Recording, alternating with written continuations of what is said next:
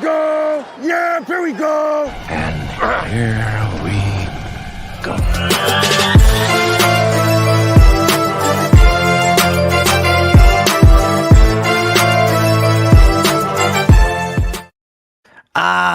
Here we go. Good evening, everybody, and welcome to Carving It Up Live, right here on Twitter, as well as the Carving It Up YouTube channel and the Grid Network YouTube channel. As always, I'm Bryson Carver. I'm not gonna lie to y'all. Today is one of those Mondays. I mean, we got a lot of NFL. We got some NBA in-season tournament. We got some Major League Baseball. Shohei Ohtani, ladies and gentlemen, is a Los Angeles Dodger. It breaks my heart as a Red Sox fan. At least he's not a Toronto Blue Jay. I'll talk about him in about 45 minutes or so. We've got a loaded show, though. Okay, we're going to be talking Kansas City Chiefs, the offsides call that everybody's pissed off about. At least they're pissed off about it in Kansas City. Recap of the rest of Week 14 NFL action. And, of course, I'll predict the double dip. It's not a double header because they don't come back-to-back. They come at the same time in sequence, so to speak, at the same time, double dip. Dolphins and Titans. And then even more interesting, Packers-Giants. Some fun Monday Night Football games tonight. But listen, you know, and I'll get into the opening segment. I think you guys at this point kind of know what that's going to be. I'm telling you, it's one of those days when you say something, and by you I mean me, but it can be any of you out there. When you say something, especially when it's on the record, that at the time seems bold, really going out there. You know, it's maybe a little edgy, and you end up looking pretty good. Proves to be right. Not gonna lie. It's quite intoxicating. Yeah, y'all should try it sometime. It's a fun thing to do. I'm not gonna lie. It is very fun to do. All right, I haven't even gotten to a topic yet. We already got some stuff up in the comments section. Patrick Brown says, how about them Cowboys? Here we go. And by the way, Patrick, since you did comment, how about the Cowboys? Here you go. How about them Cowboys? Yeah! There you go. Appropriate. No question about that. Very appropriate. Patrick also says, cry, Eagles, cry on the road to misery. LOSERS losers. It seems like I remember doing like a song about that after they lost the Super Bowl. I can't remember. I may have not. I don't know. My man, Devin, My Thoughts, My Opinion podcast. He says, yo, what it is? What is up, Devin? I'm not happy about your Ravens winning yesterday. I'm not. I'll get to them later. I'm not happy about it. And see, there he is, big trust. He's already trying to get in my head, but I'm not going to let him. Not today. Okay, well, I'll worry about my Steelers on Saturday when we're struggling to beat the Gardner Minshew like Colts who the Bengals blow out. But that's I don't want to talk about that. That's irrelevant. Doesn't matter to me. What does matter to me, and matters to the entire NFL world, is the fact that those Dallas Cowboys, How about them Cowboys? Yeah! absolutely, positively, and unequivocally blew the doors off of those Philadelphia Eagles by a final score of 33-13. Now, Dallas putting up 33 is not shocking to me. I actually picked them to score 34 points, so sue me. I was a point off. So Dallas scoring 34, Dak looking the way Dak looked. The running game was a little bit surprising to me. I'll get into some of that stuff a little later. Dallas's offense showing up was not in the slightest bit of a surprise to me, because if you look at Philadelphia's numbers defensively, I have been beating this table for months. I remember, y'all, since week one, when Philadelphia barely escaped the New England Patriots.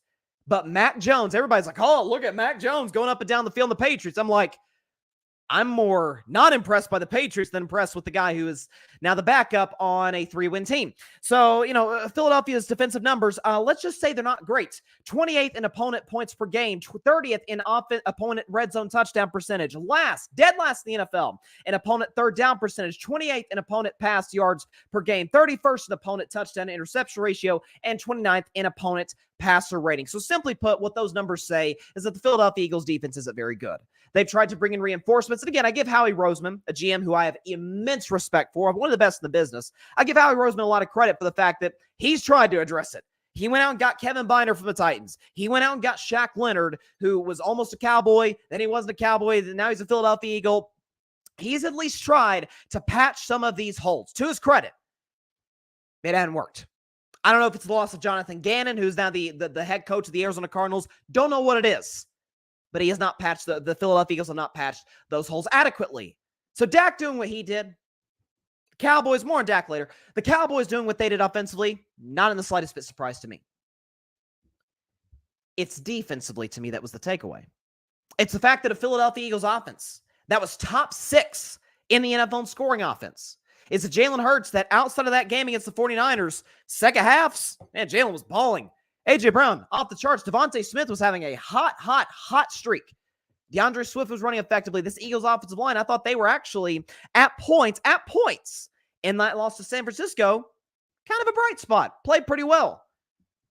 Last night in Dallas, they looked disjointed, discombobulated, unorganized, and out-physicaled. And that, my friends, has not been Philadelphia's brand, at least in the Nick Sirianni / Jalen Hurts era. What have we known the Eagles for? Yes, they can hit you with the big play down the field, Hurts to A.J. Brown or Devontae Smith, who, put in your wide receiver, but they're a power run team. The Philly brotherly shove. Okay, Jalen Hurts, big physical quarterback, squat 600. Jason Kelce going in the Hall of Fame. Lane Johnson going in the Hall of Fame. DeAndre Swift, power back. They got out physical offensively and defensively. Defensively, again, not shocked. Offensively, they just got pushed around. I mean, Micah Parsons out here playing with flu-like symptoms. Thought Micah played very well last night. Osa Odigizua, my guy. I've always been an Odigizua guy. Played very well last night against that great interior Philadelphia Eagles defensive line. And how about Stephon Gilmore? Stephon Gilmore, who 12th year in the NFL.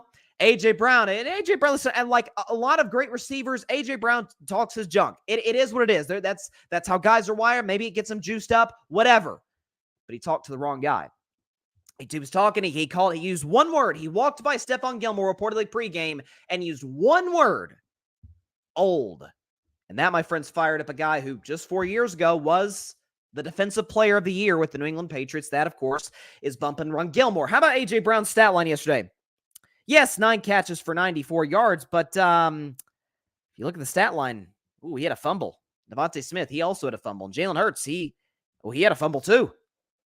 So for Philadelphia, couldn't take care of the ball. And it wasn't a situation where kind of an unforced error, defensive player kind of made a play. No.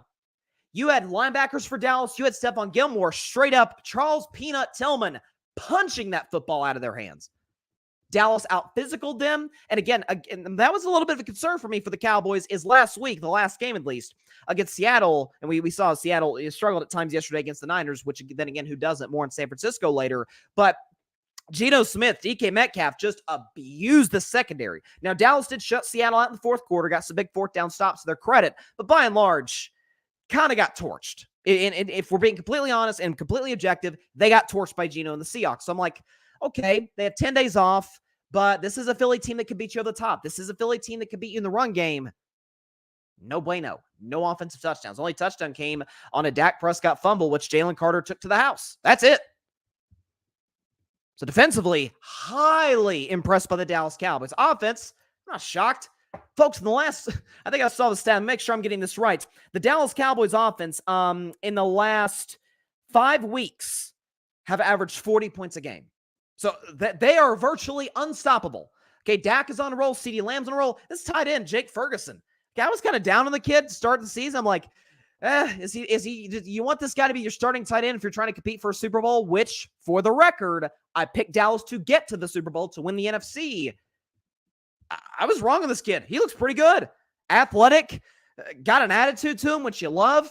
Gets open. Obviously, he's hurdling guys. He had a hurdle against the Giants last year on Thanksgiving, so we knew he had that in his bag. Good hands, made some big third down catches. Dak may have another weapon that I wasn't aware of. So it may be CeeDee Lamb and Jake Ferguson. How about this too for Dallas? This shocked me, is the fact that the Cowboys against this is where I go to talking about get the Dallas out-physicaling the Philadelphia Eagles. How about Dallas running the ball 32 times for $138? They won a game. Matter of fact, they had a great offensive game on what was a very good game by Dak, but nowhere close to where he was last week against Seattle or the game before against Washington or a couple games before that against the Giants or even the last game when they played the Eagles when Dak was phenomenal.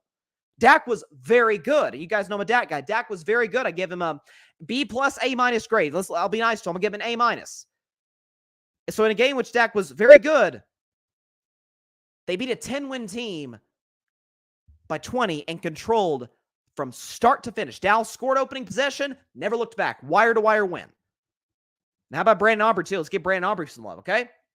Out here, freaking banging 60-yarders. Okay, he had a 60-yarder, 59-yarder. I think he had a 55-yarder. I mean, kid is unbelievable. He's automatic.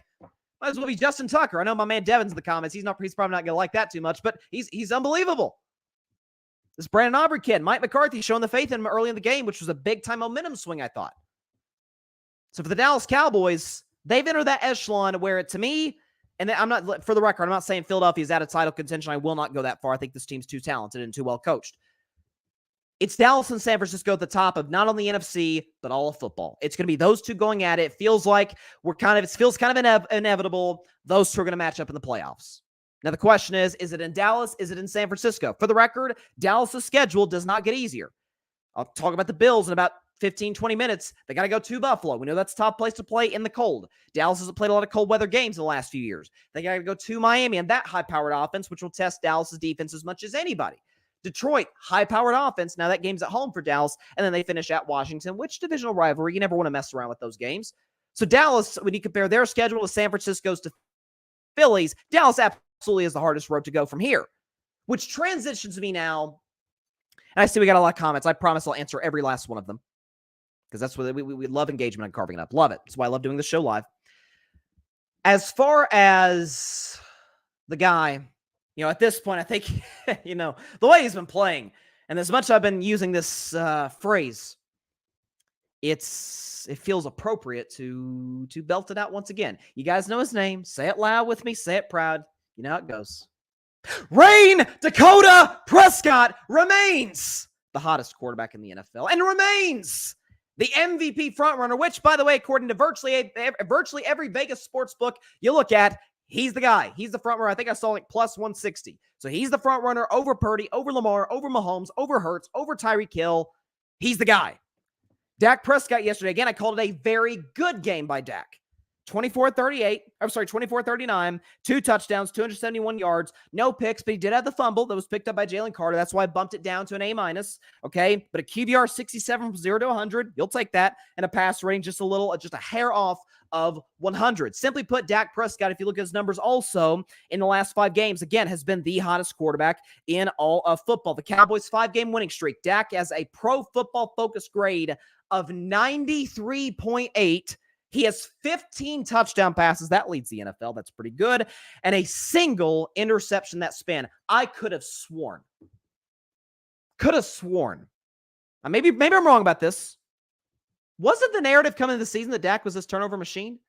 And yet he leads the NFL in touchdown interception ratio. And that's something that I've been saying all offseason and certainly this year. Last year was a bad luck aberration. That's not who Dak is. Throughout his career, he's never been a high turnover guy, never been a high interception guy. And what do you know? When an offensive coach like Mike McCarthy, unlike the previous guy who's in LA now and how the Chargers look today, even before Herbert went down, a disaster. When you have a guy, by the way, shouts to Mike McCarthy. Okay, guys, come on. Listen, he is Pittsburgh tough, ladies and gentlemen. He's from Pittsburgh, okay? He is Pittsburgh tough. Had surgery on Wednesday, and he's coaching on the sideline on Sunday and doing his thing.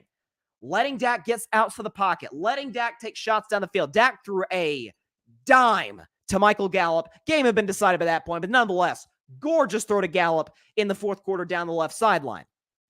And also being able to control the line of scrimmage. That's something McCarthy made a point of talking about this offseason, that the offense is in Dak Prescott's hands. And I, for the record, been saying this for years. Dak is one of the best quarterbacks in football at the line of scrimmage. Is he Peyton Manning? No. Is he Tom Brady? No.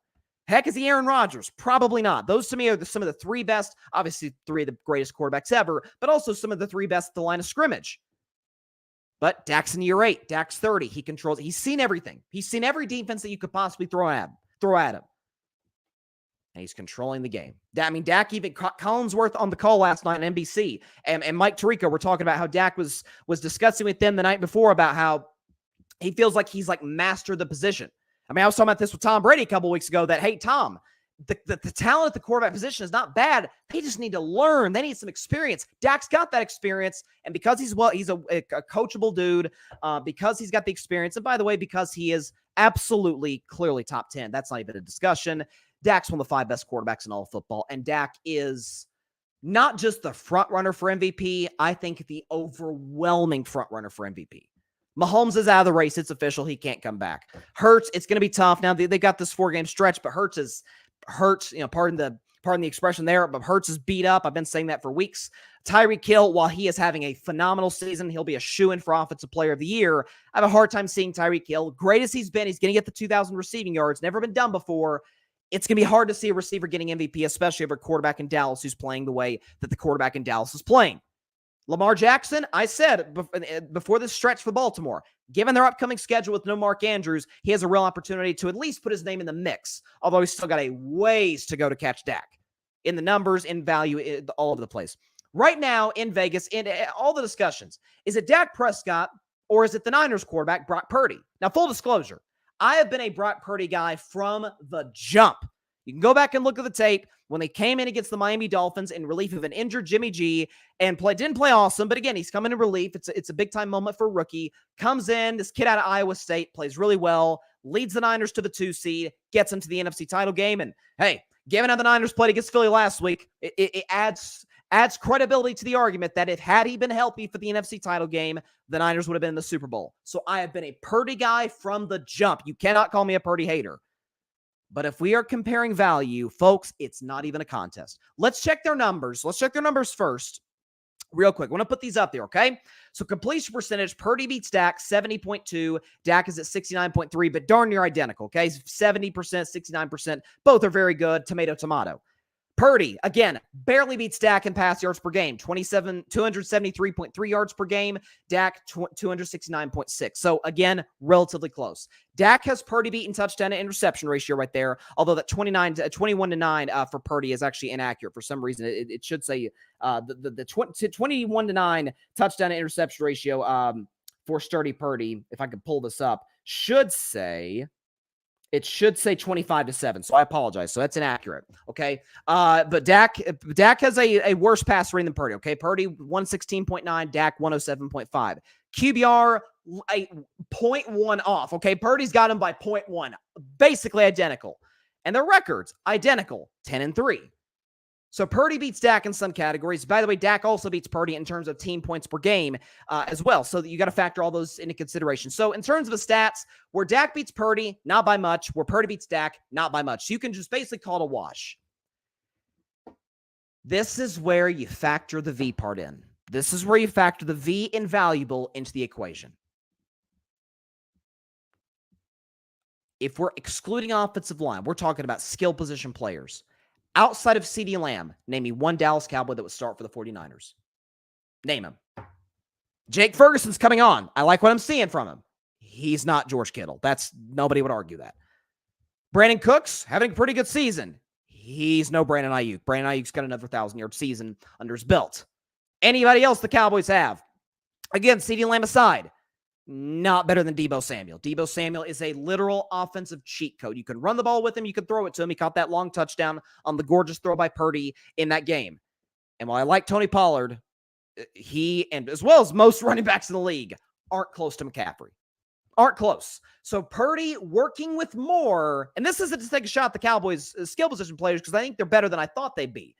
But they're not Pro Bowl level players outside of CeeDee Lamb. Outside of Lamb, no Dallas player, skill position, receiver, running back, tight end would start for the 49ers if the 49ers are healthy. So Purdy, and I love Purdy, but Purdy working with more has the same stats as Dak, who's working with less. So when we're splitting hairs here, that kind of stuff starts to come into the equation. Now, the beauty is, unfortunately, this is the beauty of it, that Dak and Purdy, unfortunately, will not face one another the rest of the season. They face back in week 5, and Purdy, to his credit, played awesome. Dak did not. Niners won 42-10. But this is a different Cowboys team. This is a different Dak Prescott. And once you get to the playoffs, I'm not saying the 49ers will be favored, should be favored, whatever the case may be. We got to wait till we get to that point and play these last 4 games of the season.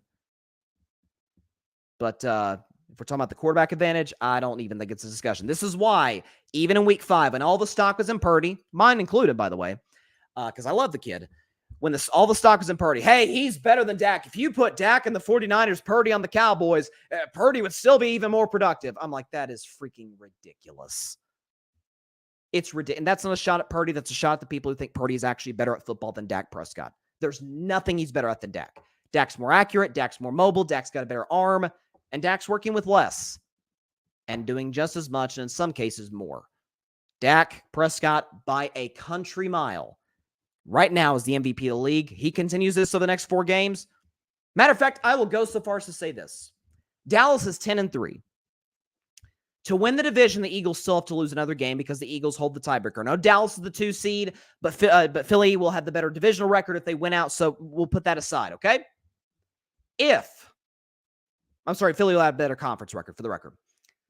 If the Eagles lose a game, which way they're playing is more than possible, and Dallas wins out, Dak should not only be MVP, he should be unanimous MVP.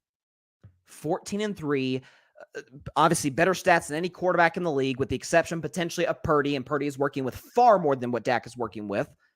And by the way, the narrative on Dak, well, he's a game manager. He's not top 10. He's not elite. He's a turnover machine. And if the Cowboys win, it's going to be in spite of him. Every single win for the Cowboys this season has been because of Rain Dakota Prescott, who is the most valuable player. And I'll say it, what I said after the Seattle game, and certainly today, it ain't even a contest. It's not even remotely close. Rain Dakota Prescott, MVP. And the Dallas Cowboys officially are on the 49ers level. Big time win. Let's look at the comments here. Hate to delay it that long, but let's look at the comments. Patrick Brown says, A.J. Brown calling Stephon Gilmore old, lit a fire. He looks like the defensive player of the year, Stephon. Never poked the bear. A.J. messed around and found out. Yes, he did. Very much so. And Brian says, Philly better not sleep on Seattle. Ryan has this, and that's my guy, by the way. He had a great show yesterday, Clutch Sports Talk. Check it out on the Grid Network. Ryan, great dude. Phenomenal show every Sunday morning covering all things NFL. Love that guy. Ryan has this like, I don't know what it is, just this love of Seattle. And listen, I'm not saying Seattle can't beat Philly, for the record. As a matter of fact, I wouldn't be shocked in the slightest they beat Philly, especially if Geno Smith is able to come back. But Ryan, he has this saying. He calls what does he call them? The green eggs and ham team. Maybe you can help me out in the comments, Ryan Flowers. But he says Seattle can beat you here. They can beat you there. They can beat you anywhere. They can beat you on Mars. They can beat you in Russia. They can beat you here in the U.S.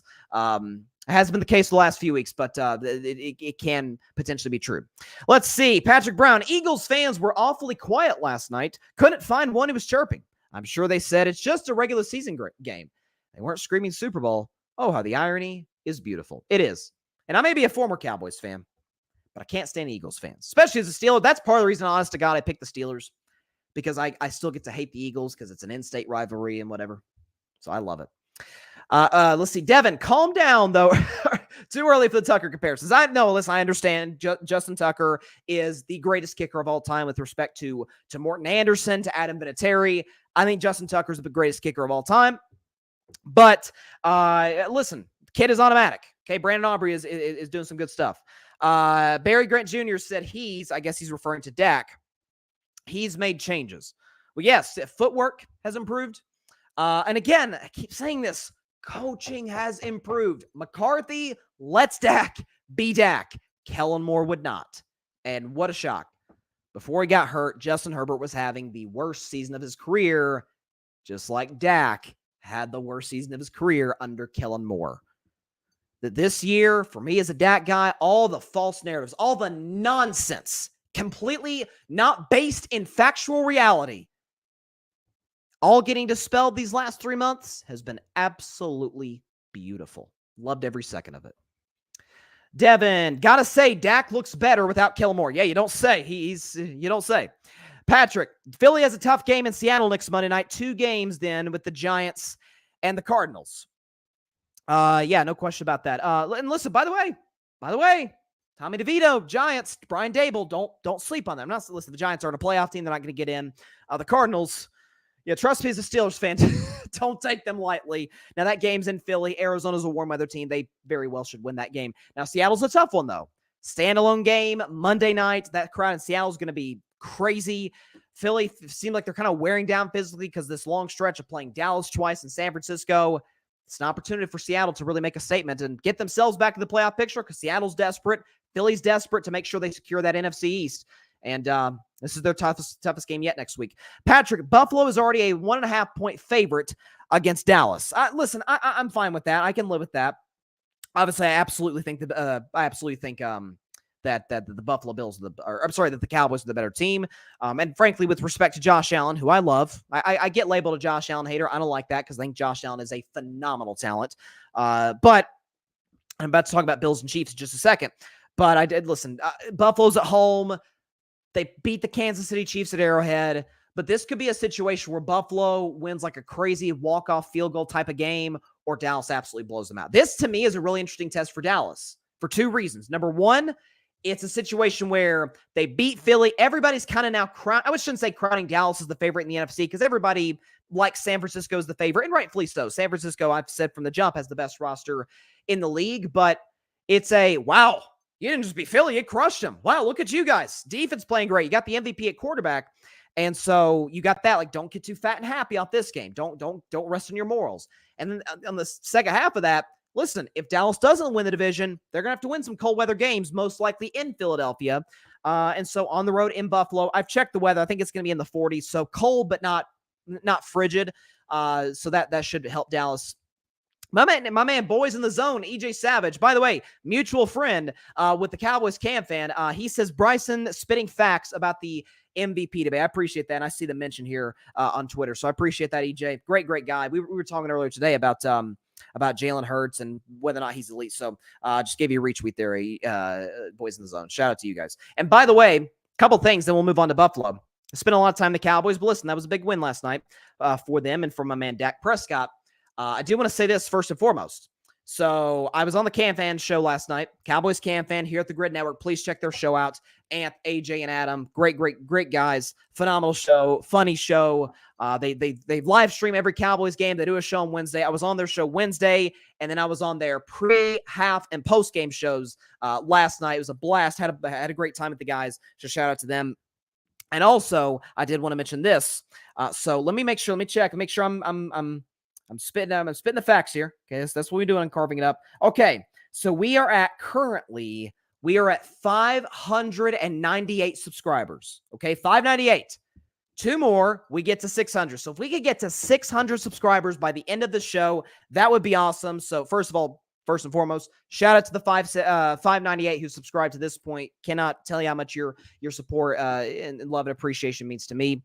And listen, if you haven't subscribed to the show, listen, hit the big red subscribe button. Just takes a couple seconds. If you have, tell a friend to tell a friend. Tell somebody you know right now. But while we're doing the show, let's get to 600 in the span of the next hour on Carving It Up Live. Let's get to 600 subscribers and bump that total up so we can get to hopefully the final goal of eventually getting to the finish line. Let's see. Oh, there we go. There we go. My man. Boys in the Zone. Didn't realize I wasn't subbed. I got you, brother. Shout out EJ of Boys in the Zone. Thank you very much, my man. Shout out to you.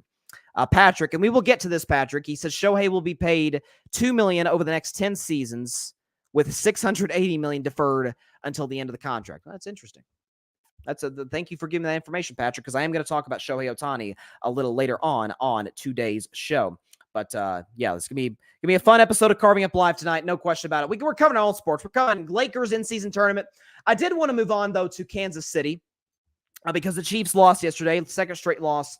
And they lost to the Buffalo Bills, who have become a pseudo-rival, so to speak. Although I have a rule on this show, and I have another of the rules, which I'm going to get to as far as the offsides call.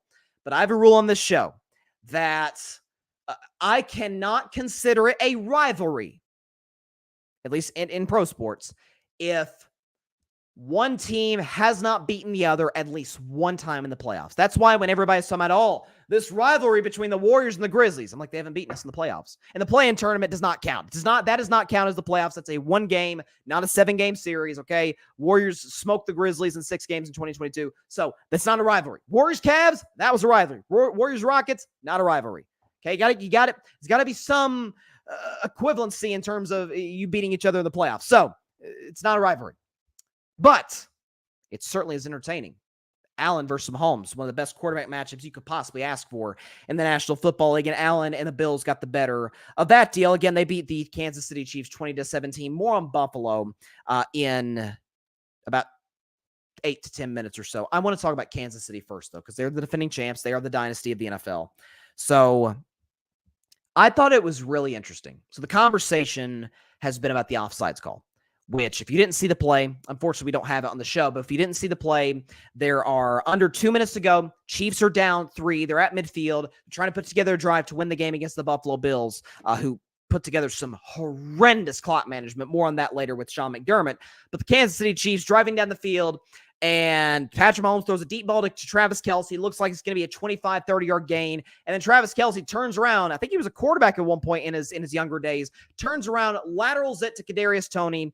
And Toney takes the distance, takes it to the end zone for a touchdown. And Arrowhead's going crazy. We're thinking, oh my gosh, it's about to be 24-20 Kansas City Chiefs and potentially a walk-off, or not a walk-off, but a game-winning touchdown to Toney. Of course, it gets called back because Kadarius Toney was offsides.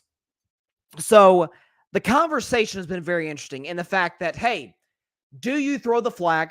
Do you, do you call a penalty on a play that was so amazing? Well, first of all, the flag was thrown before there was any lateral passes, any crazy things going on for the Chiefs. Patrick Mahomes, though, and I love Patrick, that's my guy, kind of made a fool out of himself, in my opinion at least, after the game. He was talking about how this is a game. It's yet another week. We're talking about the refs, and just go out there and let us go play the game, man. We're some best players in the world, and you just took a highlight away from one of the greatest tight ends ever in Travis Kelce.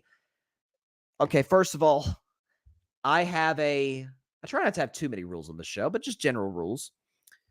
Is that in the last, and this applies to all sports, literally sports where there's a clock. So football, basketball. In the last 5 minutes of a close game, I firmly believe this. I do not believe you should ever call a penalty or an NBA call a foul of any sort unless it's blatant and obvious. Kadarius Toney was clearly and very obviously offsides. But for the record, I said the same thing so Chiefs fans, before you get mad at me, said the same thing in the Super Bowl when all the Eagles fans, oh my God, how could you call the interference on James Bradbury? Because he pulled Juju Smith-Schuster's jersey. It's that simple. He's grabbing the back of his jersey. He's interfering with him. He is impeding his progress to making a play on the football. It's that simple. That was pass interference any day of the week. Still stand by that. Clear and right decision by the referees. I get we wanted a better finish. Jalen Hurts getting the ball in his hands at the end. That was interference. And that was offsides in this game yesterday. Kadarius Toney's entire foot. I mean, man was darn near in the, not to exaggerate too much, but the man was darn near in the Jets in the Bills secondary. I mean, what are we doing? Okay. So this is on Toney and the conversation. Well, it's on the referee to let Toney know that his foot is offsides. And listen, I am never going to be good enough, admittedly, to being an NFL ref. But for what it's worth, last year, freshman year of college, I was an official for a lot of sports, for intramural sports where I go to college, okay? So I get it to a certain degree, minimally, but to a certain degree.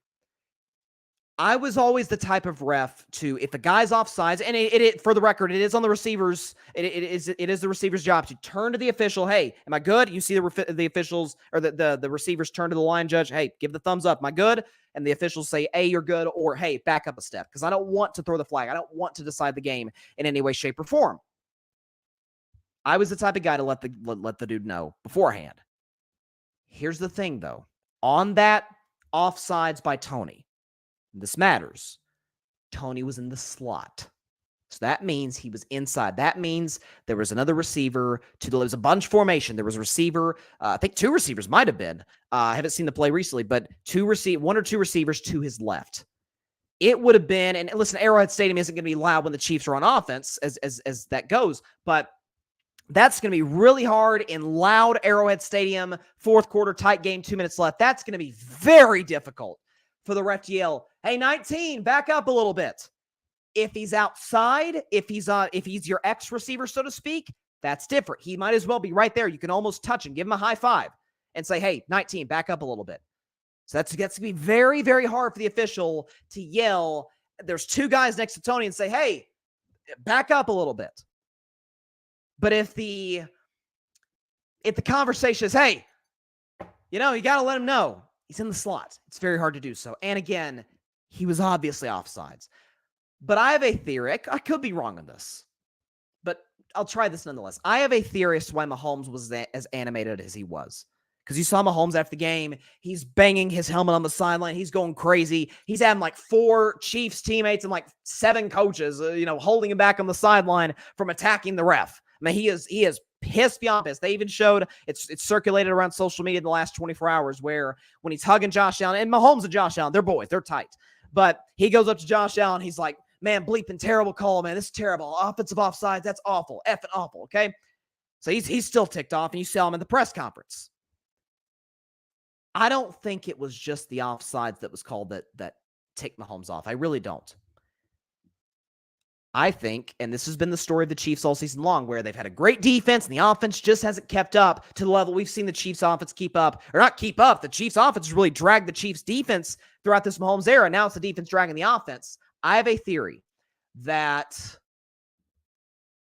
Mahomes knew, and this matters, okay? I want to make sure I'm getting the timing of this correct, okay? So there are, before that play, when Kadarius Toney was offsides, there's a minute and 12 seconds to go from the Buffalo 49. With the time they got taken off the clock, there was a minute 5 to go. So 1:05 to go, but Kansas City is now at that point on their own 46 on 2nd and 15. Mahomes would never admit this because he's one of the most competitive athletes in the world. I almost wonder if Mahomes knew at that point when it got called back, the touchdown got called back, that was it. For that game, that was it. Bills were going to win. That sounds crazy. Like, why, Bryson? Because the Chiefs' lack of explosiveness offensively. The fact that they finally broke through. They finally got that big play in a big nationally televised game. CBS, Jim Nantz, Tony Romo, Tracy Wilson, the big game. Millions of people are watching, and they finally broke through, and it got called back. It's like just the air is taken out of Arrowhead Stadium. The air is taken out of the Chiefs' sideline. You saw Andy Reid, who never, at least from what I've seen from Andy in the past, never blames officials. Even Andy Reid was mad at the officials after the game. Mahomes certainly was. I think Mahomes deep down knew and knows that the Chiefs' offense margin of error is so minuscule.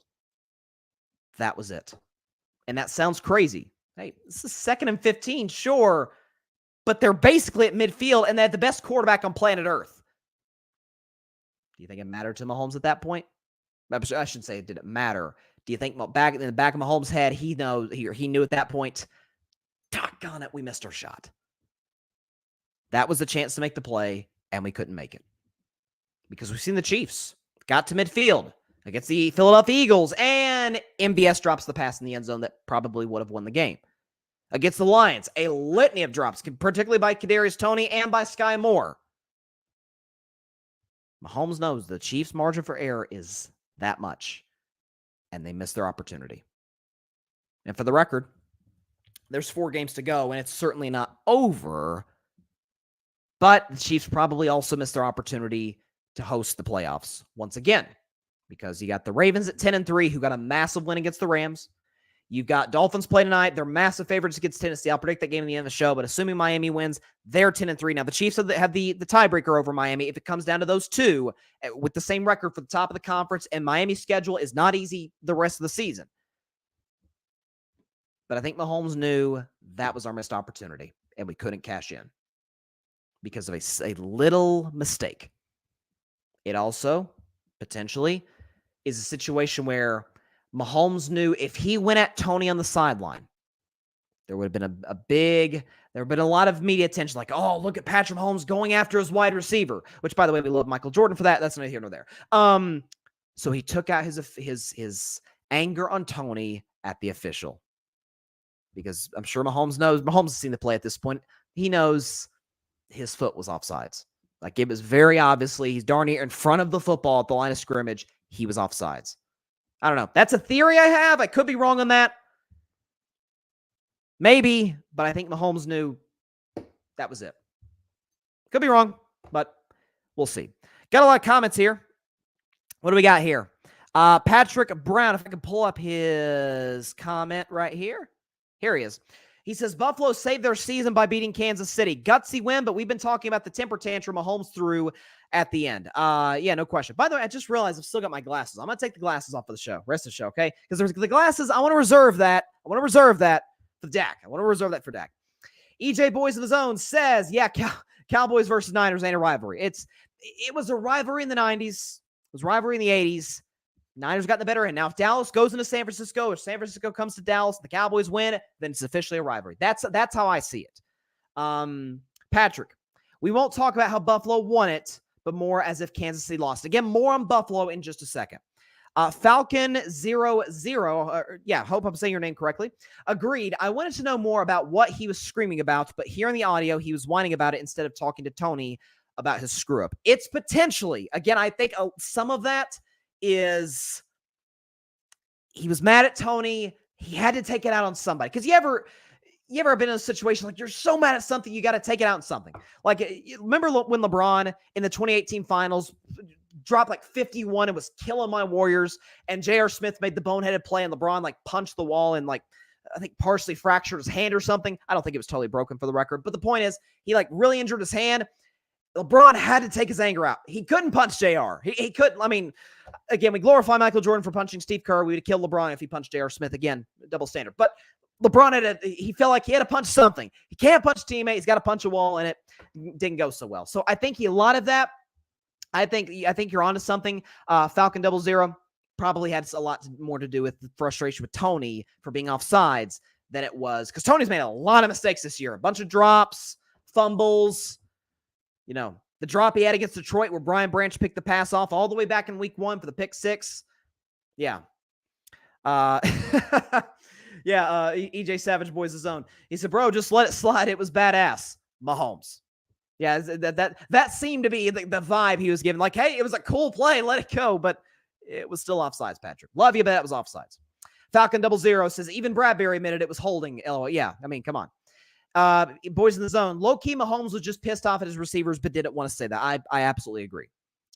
Yeah, Patrick makes a good point. He says, not to mention, Denver is creeping in the rear-view mirror after Sunday. I'll touch on the rest of Week 14 action. I kind of, toward the end of the show, I go through the rest of the games that I don't spend an entire segment on, so I discuss those. So, yes, you are 1,000% correct on that, Patrick.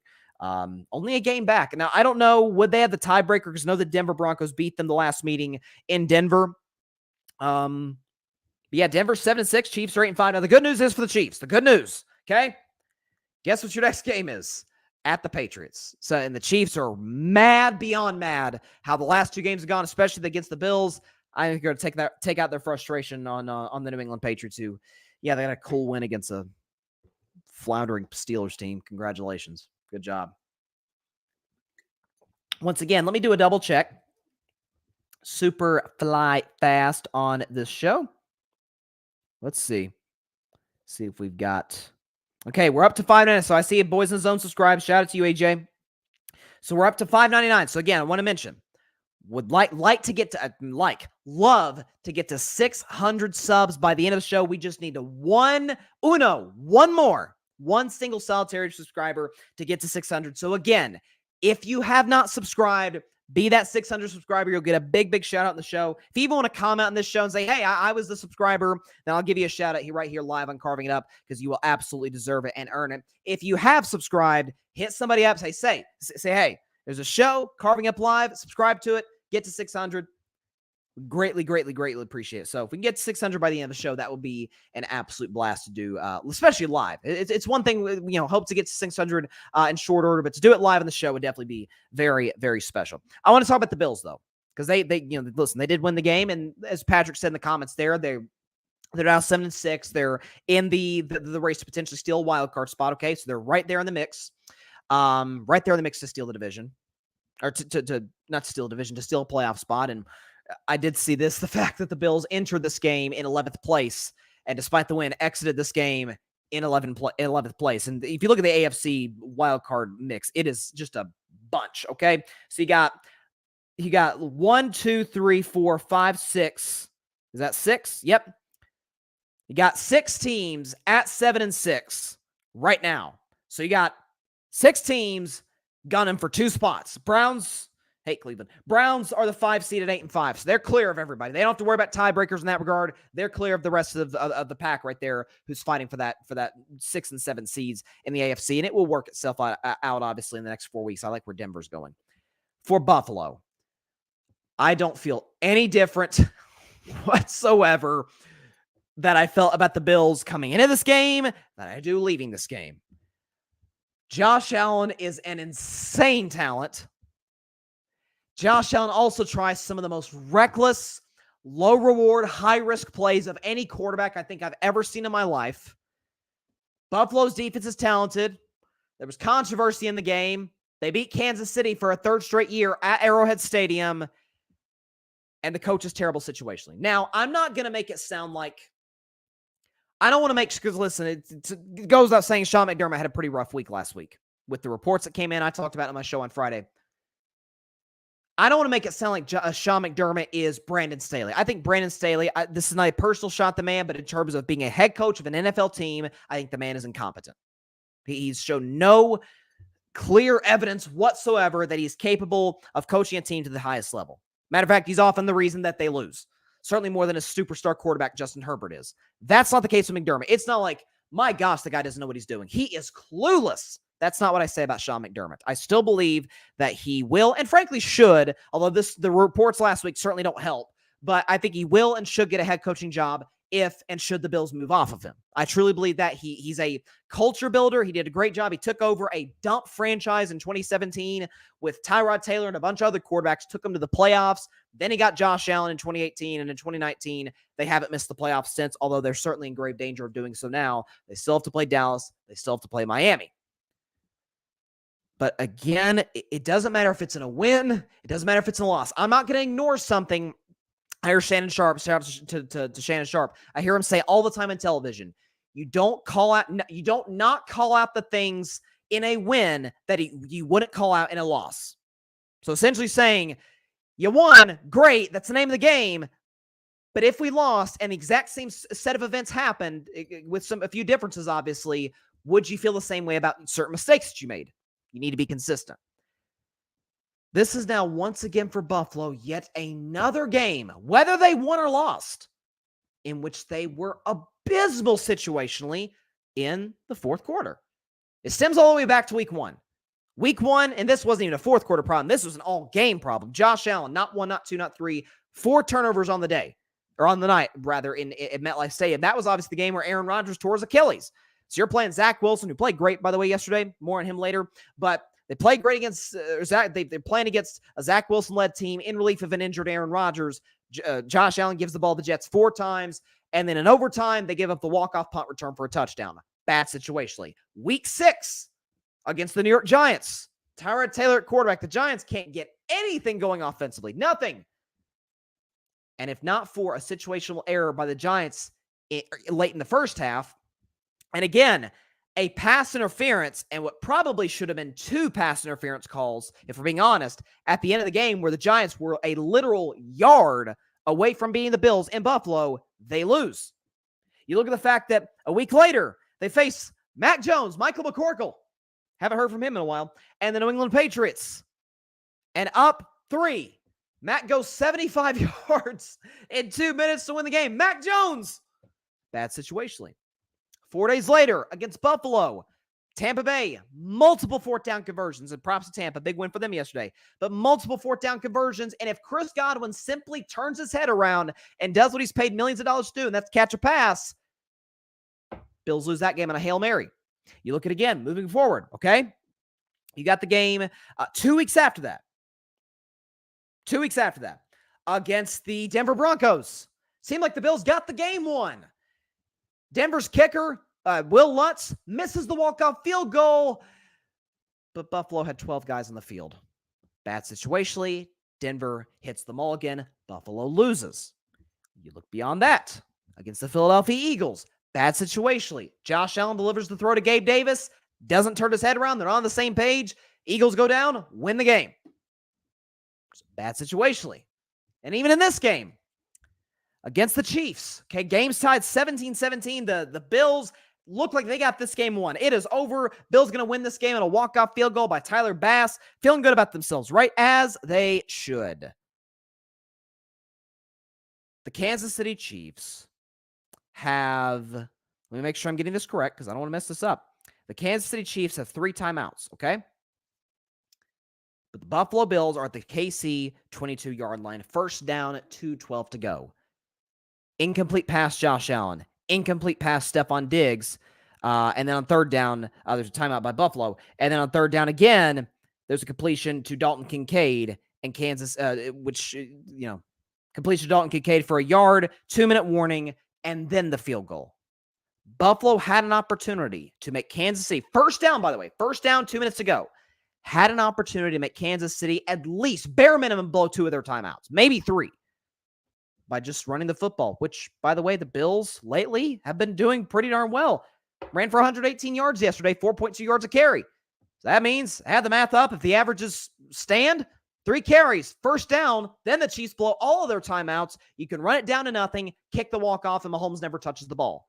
We have no controversy about Kadarius Toney. Bad situational football. I think Sean McDermott's a good coach, but he's not getting the most out of Josh Allen, in large part because Brian Daboll, who did get the most out of Josh Allen, left to become the head coach of the Giants, and they fired Ken Dorsey, brought in this new guy, Joe Brady, who's done a pretty good job.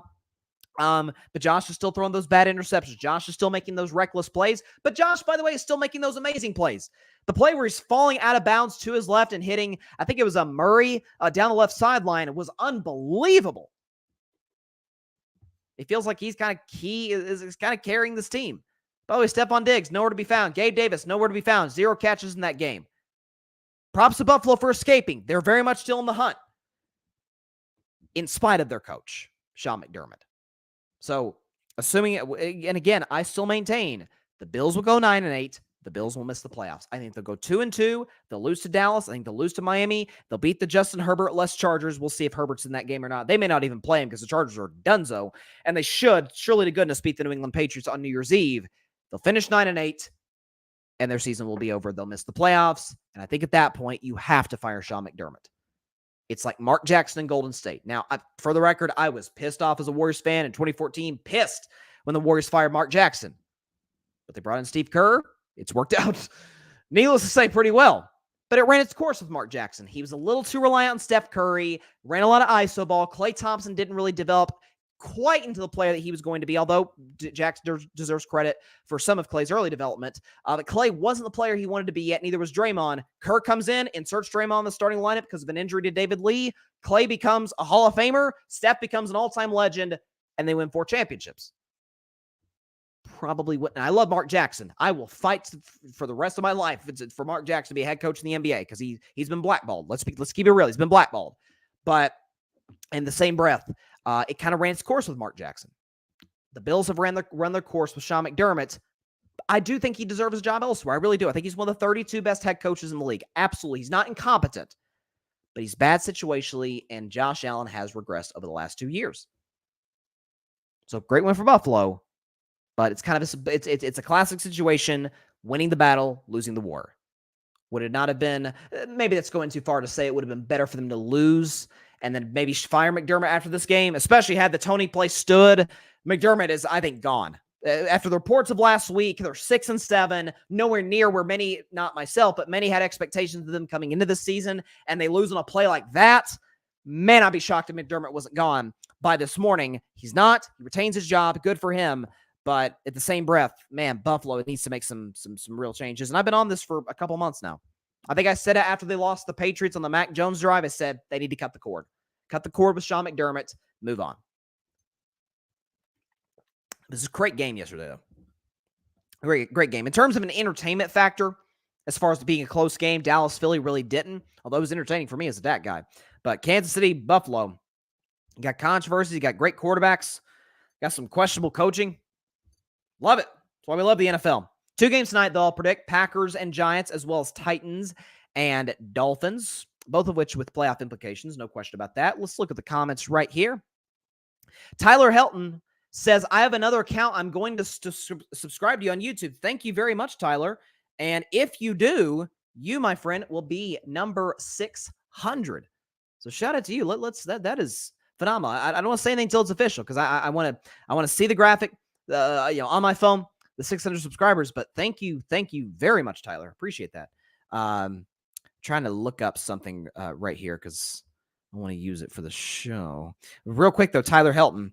Shaking my head. As a Kansas City fan, look, Mahomes was mad at Nagy and Tony, too. Trade MVS and Tony and fire wide receiver coach, and Nagy needs to go. Well, I'll tell you this. You're talking about Nagy, and I've been a Nagy guy for a while. They miss Bieniemy. And that was a point. My man Devin was the first guy I ever heard make that point. Like, hey, they're kind of missing Eric Bieniemy. Sure, he doesn't call the plays, but looks like they're kind of missing him. I know Washington's in a free fall, but offense really hasn't been the Commanders' problem. Sam Howell's, all things considered, has had a decent year, and Bieniemy very well could be the next Commanders head coach, assuming they fire Rivera, which it looks like they're going to. Yeah, I was really high on Tony. I really was, because the fact that I thought Tony was, listen, he was cut by the Giants, but I saw him at Florida as a Tennessee guy. I hate the Gators. But seeing what he was doing with the football in his hands, running the football, catching passes, I think it was Kyle Trask at that time. I'm like, dang, if he puts together. Now that I said when the Chiefs traded for him, I'm like, man, he could be like Tyreek Hill light. He won't be Tyreek Hill. Tyreek Hill's the best receiver in the sport. But with Andy Reid, with Mahomes, oh my gosh, it's mental errors that he's making, and we'll see if they're able to clean it up. But no signs to this point to say that would be the case. Boys in the zone. The problem is Veach, the GM, for not making a move at the deadline. And yeah, and I think Brett Veach is one of the better GMs in the sport. I thought, listen, it's hard to say he lost the Tyreek Hill trade. They did win the Super Bowl. Miami, great as they are, great as Tyreek Hill is, phenomenal as Tyreek is. They haven't won a Super Bowl yet, but it's hard to say they lost, especially with some of those draft picks on defense being pretty good players. But yeah, you sort of alluded to a point, EJ, that I talked about last week when they lost the Packers, is the fact that a lot of defending champions get complacent, and sometimes it's what's the word I'm looking for? Where you're doing something without even knowing that you're doing it. Is I don't know what the word. I'm blanking right now, but Kansas City, like my Warriors in 22, like Tampa Bay, especially Tampa in 2020 when they won the Super Bowl. When you win a championship, I think a lot of GMs should go into the offseason, in this case, like you mentioned, EJ, Brett Veach, and say, we are not good enough.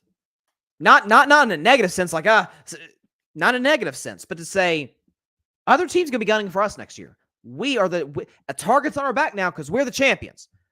Other teams are going to go out and get guys, be active at the trade deadline, be active in free agency, be aggressive in the draft to catch up with us. If we don't do anything, if we just stay, if we sort of stick with our rest on our laurels,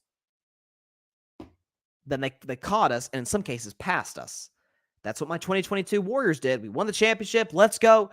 And because they want to keep on with this young player sort of timeline with the older guys, Steph, Clay, Draymond, there were reports that Kevin Durant would have liked to come back to Golden State. And Steph Curry I remember he did an interview with Rolling Stone and saying that I'd love to bring KD back without taking a shot at his teammates. But he's like, I'd love to see KD back. They didn't do it. They said, no, we're going to stick with the young guys. And Jordan Poole's gone in Washington, smoking up the joint. And Andrew Wiggins is having a bad season, and Kevin Durant is doing Kevin Durant things in Phoenix because Kevin Durant's one of the greatest basketball players ever. They should have made that deal. Tampa Bay infamously won the Super Bowl, and what did they do? They did something that hasn't been done since, I think, the 70s. They brought every single offensive starter. I'm sorry, my bad. Every single offensive and defensive starter back, all 22 guys. They did not even make the NFC Championship game. They were good. They were 12-5, won the division, won a playoff game. But the Rams caught up because they traded for Stafford. Who else? The Niners were able to add some pieces. Teams are going to look to, they're trying to catch up with you. Like, this isn't the 2017 Warriors where it's Golden State and the field. Nobody can beat them. Cleveland may push them. Nobody can beat Golden State. Being a champion does not mean you are unbeatable. You are technically unbeatable for that season, but it's a new year. Things change, and teams are going to be aggressive. Tyler, I agree with EJ Savage. Absolutely. And EJ says, that was gross negligence to see how those receivers played early in the year and say, yeah, that's good enough. Great point. Skylar Moore was struggling. Kadarius Toney was struggling, and they kind of rested on their laurels. And that is 1,000% come back to bite them in a very, Very big way. There's no question about that. Once again, 599 subscribers. We get to 600 by the end of the show. I will give a shout out to whoever hits that big red subscribe button. So if you have subscribed, thank you very much. Tell a friend to subscribe, and let's do this live on Carving Up Live. That'll be very, very fun. No question about that. To get to 600 for the show. I did want to mention, and we're an hour in the show, and I've talked about 2 games. That's how loaded we are on Carving Up Live tonight. I want to talk about that guy who went to the Los Angeles Dodgers. His name is Shohei Ohtani. He is, with respect to all of the greats who have ever played the beautiful game of baseball, and I am a huge baseball fan, though I've criticized Rob Manfred for his inability to market the sport in an effective way, in the way that Adam Silver does for the NBA, and a way that Goodell has for the NFL, and in a way that Kathy Engelbert has for the WNBA in a very big way. But I am a baseball fan, and I think Shohei Ohtani, not the greatest, but I think he's the best player I've ever seen, and maybe of all time. When you look at his numbers pitching, you look at his numbers hitting, it's unlike anything we've ever seen.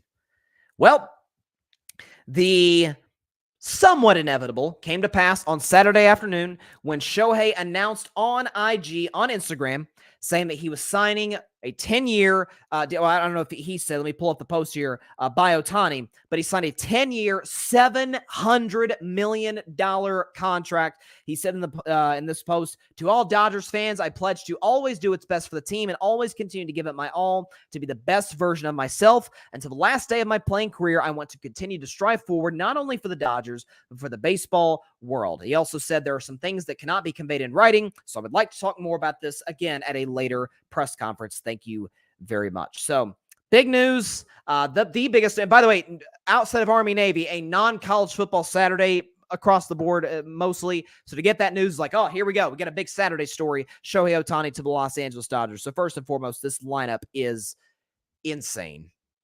You've got Mookie Betts, my guy from Boston. I'll still never forgive Hein Bloom for trading Mookie. It still hurts. Love Mookie. Mookie Betts. You got Shohei Ohtani. You got Freddie Freeman. You got guys like Max Muncy. I mean, you got the kid Lux, I think is his name, hitting at the bottom of the lineup.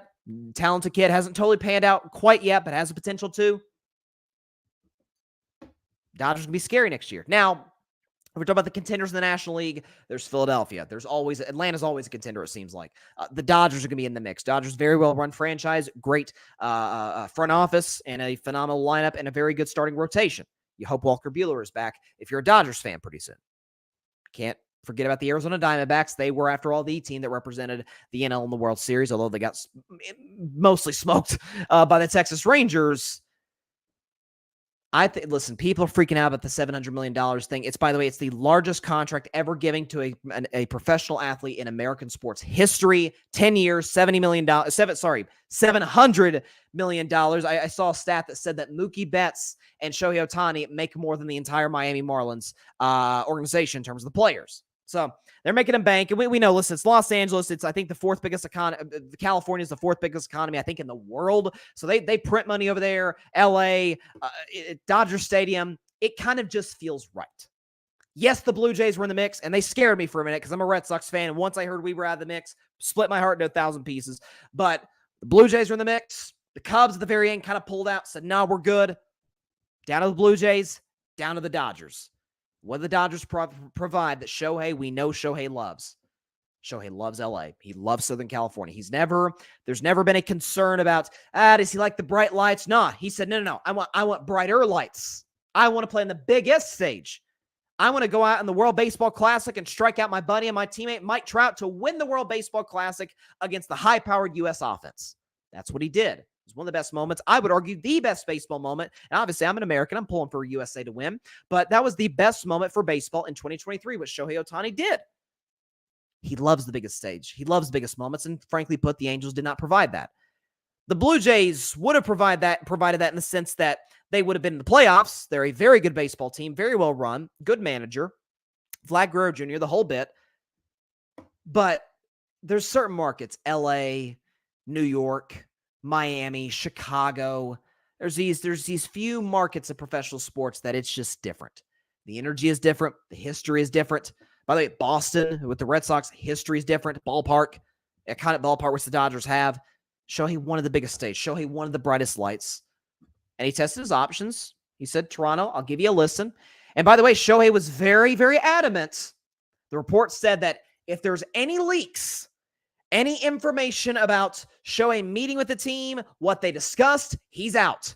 And it reminded me, it was almost identical to me to Kawhi Leonard. I know everybody doesn't like Kawhi now, and the Clippers are a mess. But Kawhi, this was how it was in 2019 when he won the championship in Toronto. It was the Lakers, it was the Clippers, it was the Raptors. Well, Magic Johnson, and I love Magic Johnson, is one of the greatest players ever and a billionaire. Shout out Magic Johnson. But Magic Johnson came out and said, yeah, we met with Kawhi last night, and Kawhi was out in the Lakers. He said, I can't trust him. Then with the Raptors, there was all this. I mean, it was darn near like the freaking OJ chase in the 90s. Okay, you had Toronto media covering like the plane land. Where's Kawhi going? We are like literally tracking his flight live on ESPN, all these networks, and I'm sure in Toronto they're doing the same thing, and in all of Canada. And Kawhi is like, I don't like this. Now, the difference to me between Shohei and Kawhi went to second place in LA. Shohei went to first. Shohei said, I've been in second place in LA. Ain't that fun?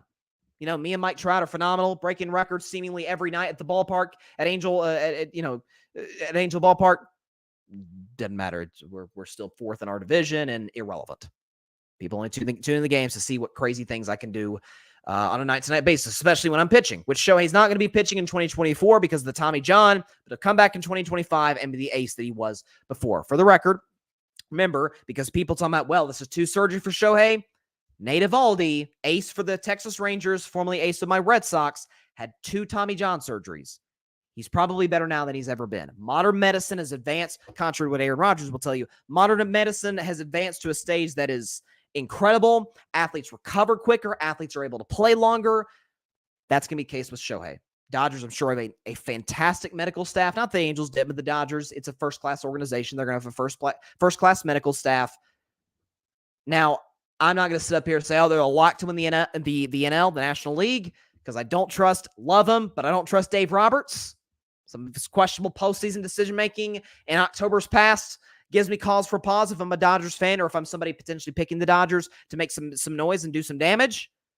But for LA, bright lights, Hollywood, Tinseltown, oh, it's worth every freaking penny to bring Shohei Ohtani into this organization. And everybody, aside from the Blue Jays, which I revel in their misery because I'm a Red Sox fan, so I love it. But aside from teams in the Dodgers division, this is a great move. This Saturday was a great day for Major League Baseball. The best player in all the sport went to one of the best teams, one of the best organizations, and some of the brightest lights. Love it. Shout out to Shohei. Shout out to the Dodgers. And they're going to be a factor. They've been a factor for a while, but now that they add the best player in the sport, it's going to be very, very interesting out west in the National League. We've got some comments up in here. Tyler Helton, let's go Dodgers. That's my team. Hey, listen, that's pretty good. Chiefs, Dodgers. By the way, LA had a great weekend for the record with the Lakers and everything about to get into the Lakers. Patrick, I was like everyone else. Shohei's contract news shocked me. I woke up and I was like, oh my. As a Cardinals fan, I'm happy he didn't sign with the Cubs. No question about it. He says, I know quite a few Cubs fans, and I can't wait to see them later on this week. Yeah, listen, I don't know any Blue Jays fans, but if I did, I'd be like, hey, y'all missed out. You missed out on Kawhi, you missed out on Shohei. Not great. But listen, the $700 million, to be honest with you, Patrick, did not shock me in the slightest. I remember saying before free agency started, and even last year, when Shohei shows up to your table and you're talking potential money and length of the contract, I'm saying, Shohei, what do you want? What do you want? There's not that many athletes I say that to. I'll say that to prime LeBron James, prime Steph Curry, Giannis, prime Brady, Mahomes. Like now, the thing with baseball is there's no salary cap, so you're more apt to say that than you are in the NBA or the NFL, obviously. But worth every penny, worth every freaking penny. This is such a win. Now we got to get a new commissioner who knows how to freaking market the sport. Because Rob Manfred, yikes. I mean, the guy has as much talent as any commissioner's ever had in their sport and cannot market the sport to save his life. It is depressing. As a baseball fan, it drives me nuts. Tyler Helton, Mike Trout is a free agent. No. Trout isn't a free agent. I've heard about him being traded too. The initial reports, Tyler says that they are not going to trade him, but we'll see. I mean, Listen, Trout's got his money. He'd have his money elsewhere if a potential trade were to go down. I don't know. Patrick, Cubs fans were screaming, Shohei is coming to the north side. Oh, the irony is beautiful. Patrick is low-key kind of a troll. He says, oh, the irony is beautiful, and I slept in peace, knowing their misery. Yikes. That is... But listen, rivalries are rivalries, and Cubs and Cardinals is a big one. And Patrick also says, Juan Soto and Shohei dominated baseball free agency. What's next for Mike Trout? I hope he gets traded. I hope he goes to a winning team, but I'm not counting on it. My man Grady Edwards in the comments. What's up, Grady? He says, hey, Bryson, based off of what I saw the Panthers do yesterday, do you think maybe I love Grady. Do you think maybe Zion Williamson should consider coming to play offensive tackle for us? He can eat all the buffet he wants then. Oh, listen, I heard what Stephen A. Smith said on this is crazy. What Stephen A. Smith said on First Take this morning. He said something like, chefs in New Orleans love Zion. They look forward to seeing Zion. This sounds crazy to say, but they said something like he eats the table. Which, man, listen, he's clear. That's been a big story in the NBA for the Pelicans. I'm not going to elaborate it because I want something more about the Lakers winning the in-season tournament, but the lack of dedication and commitment to Zion is clearly shown. We're 5 years in, Zion. Like, if you're not going to show commitment to your body now, I'm not sure we're ever going to see it.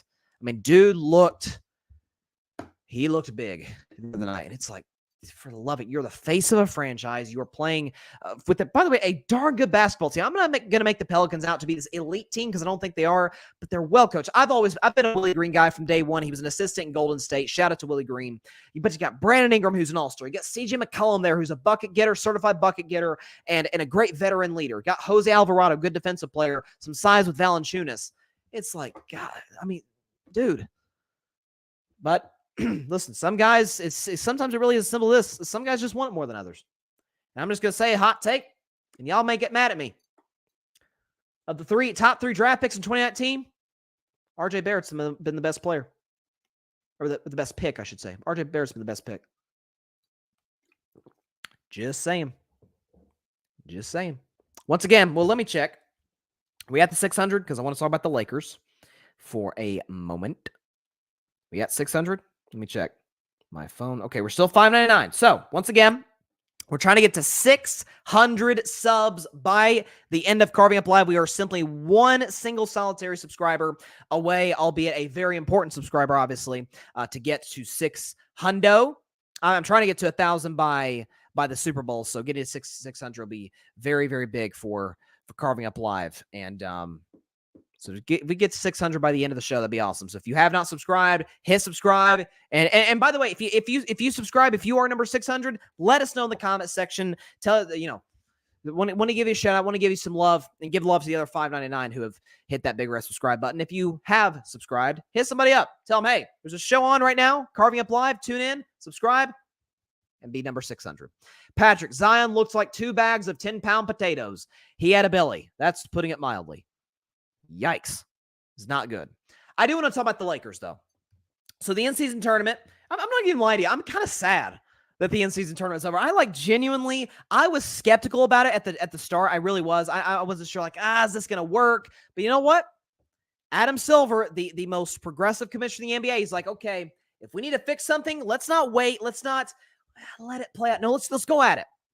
Bubble, aced it. Play-in tournament, aced it. In-season tournament, aced it. So I want to give a shout out to Adam Silver right off the bat. First of all, because listen, best commissioner in sports. I don't think that's a debate. With respect to Goodell, because I think Goodell's awesome. But I think Adam Silver's the man. But the in-season tournament concluded with the LA Lakers winning 123-109 against the Indiana Pacers, who, by the way, shout out to the Pacers and Tyrese Halliburton for a very, very impressive in-season tournament run.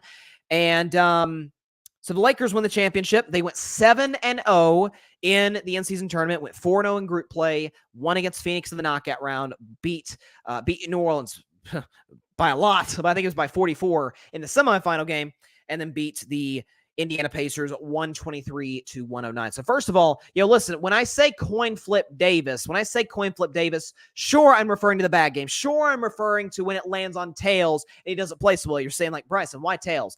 Ladies and gentlemen, tails never fails. Total myth, total BS. Don't believe in it. So when it lands on heads, Anthony Davis plays well, and my Lord, did he play well on Saturday night. 41 points.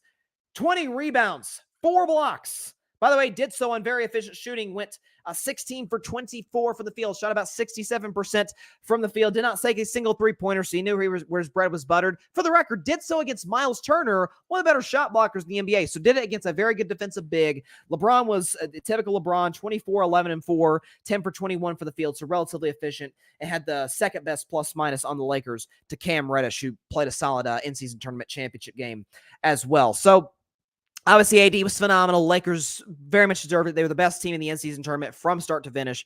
And first of all, I don't want to see anybody saying, Mickey Mouse ring doesn't matter.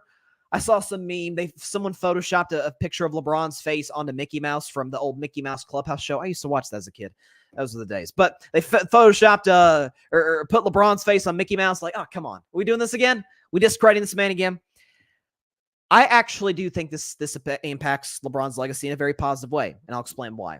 So yes, it is the inaugural in-season tournament, first of its kind, and I think it will be something we won't judge players like LeBron, Steph, KD, heck, guys like Giannis or Jokic, I think, but I think for the younger guys, younger generation, like Anthony Edwards, like De'Aaron Fox or Chet Holmgren, Victor Wembanyama, I think as time goes on, we talk about maybe if Victor and Chet have this like years-long rivalry, which there's a potential for that. Both are fantastic young players right in the middle of the Rookie of the Year race.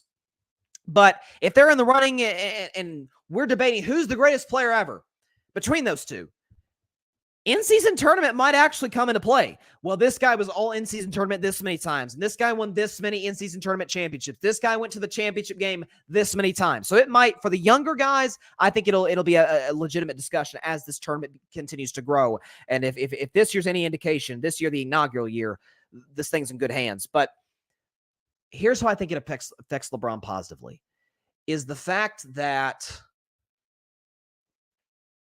if you think about the Lakers, at least LeBron's Lakers tenure, so the first year, 2018, not great. The numbers were good, but not great. Lakers were bad. He got injured on Christmas Day against the Warriors, came back, wasn't the same, and the Lakers missed the playoffs. Well, they come back the next year, they get AD, they go down the bubble, win the championship, and LeBron wins Finals MVP. 2021, Bron was beat up, AD was beat up, they lost to Phoenix.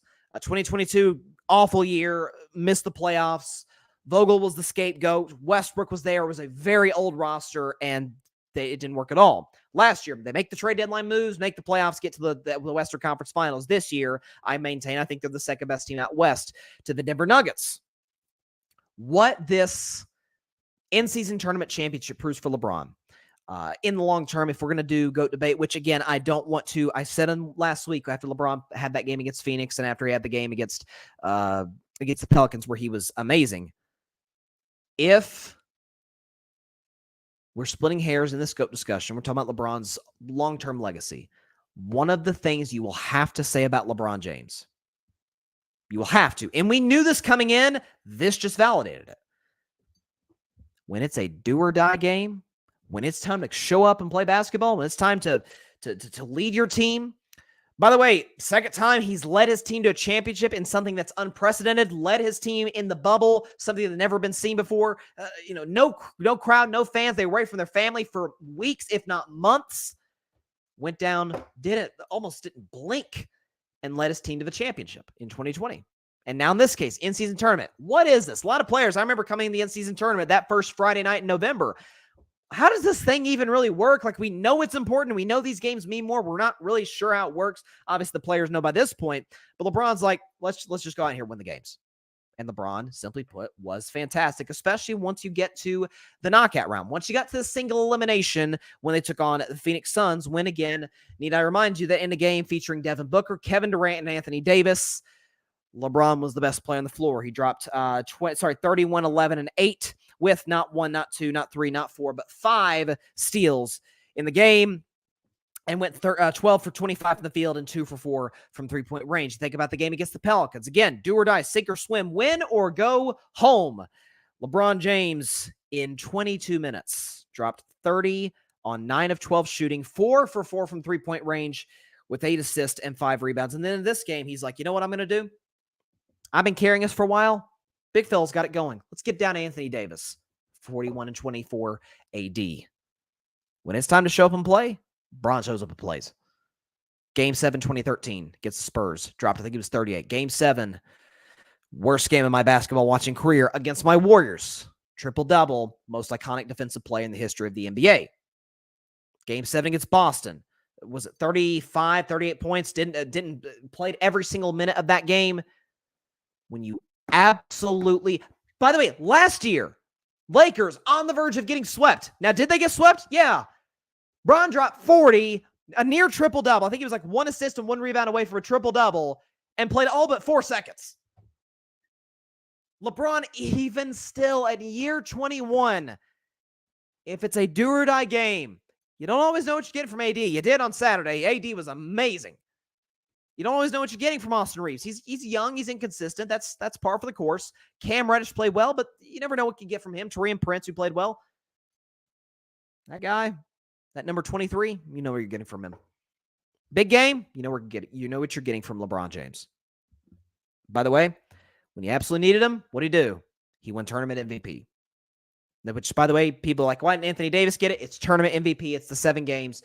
And certainly in Vegas, LeBron was, by and large, the best player there. Tyrese Halliburton and AD certainly could have a case, but for me, it is the king. It might be the GOAT, but that's another discussion for another day. It is LeBron James. Let's see what we got. Yeah, Grady, talking about the in-season tournament, it embraces the AAU of basketball, which I didn't think they would do. Genius. I absolutely 1,000% agree with you, Grady. Love it. Like and again, you go to Vegas, I loved the ABC/ESPN, and then the Inside the NBA crew on TNT. You saw Chuck and Stephen A going back and forth. That was fantastic. Fantastic stuff. So, great point though, Grady. AAU basketball, like we all love it. Like it feels like kind of buddies going back and forth. Like this, again, the next thing Adam Silver needs to address is the All-Star game. We know it was a dud last year, but that's what I love about Adam Silver. He doesn't complain about a problem. He says, how can I fix it? How am I going to be the solution rather than the problem?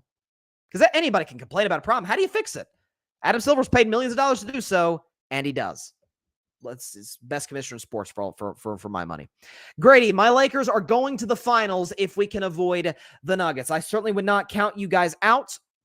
I think the length that you guys bring to the table, I think when you consider the fact, again, LeBron in big games, Anthony Davis, if the coin lands on heads, because he's up and down, inconsistent for a guy of his caliber. But if it's on heads, AD can be the best player on the floor, potentially. Certainly, no question, the best defensive player on the floor. You got the length, Taurean Prince, Cam Reddish, Austin Reeves, who was kind of up and down, but again, younger player. He's going to have his moments. Had to hit that big shot against Phoenix the other night.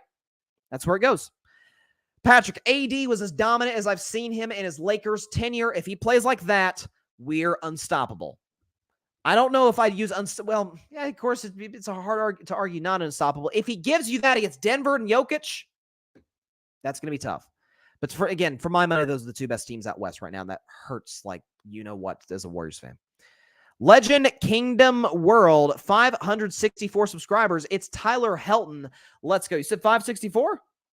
564. My phone's still saying, let me refresh my phone. It still says 599. But I'll take your word. I'll absolutely take your word for it that we got 600. Still says 599. But if we could get to 600 by the end of the show, that would be absolutely fantastic. But there you go. So Legend Kingdom World. So this is Tyler Helton, I guess. So yeah, we get to. I don't know if he's trying to say I had trouble reading the comment, Tyler. If you said you subscribed to get to 600, but we'll see.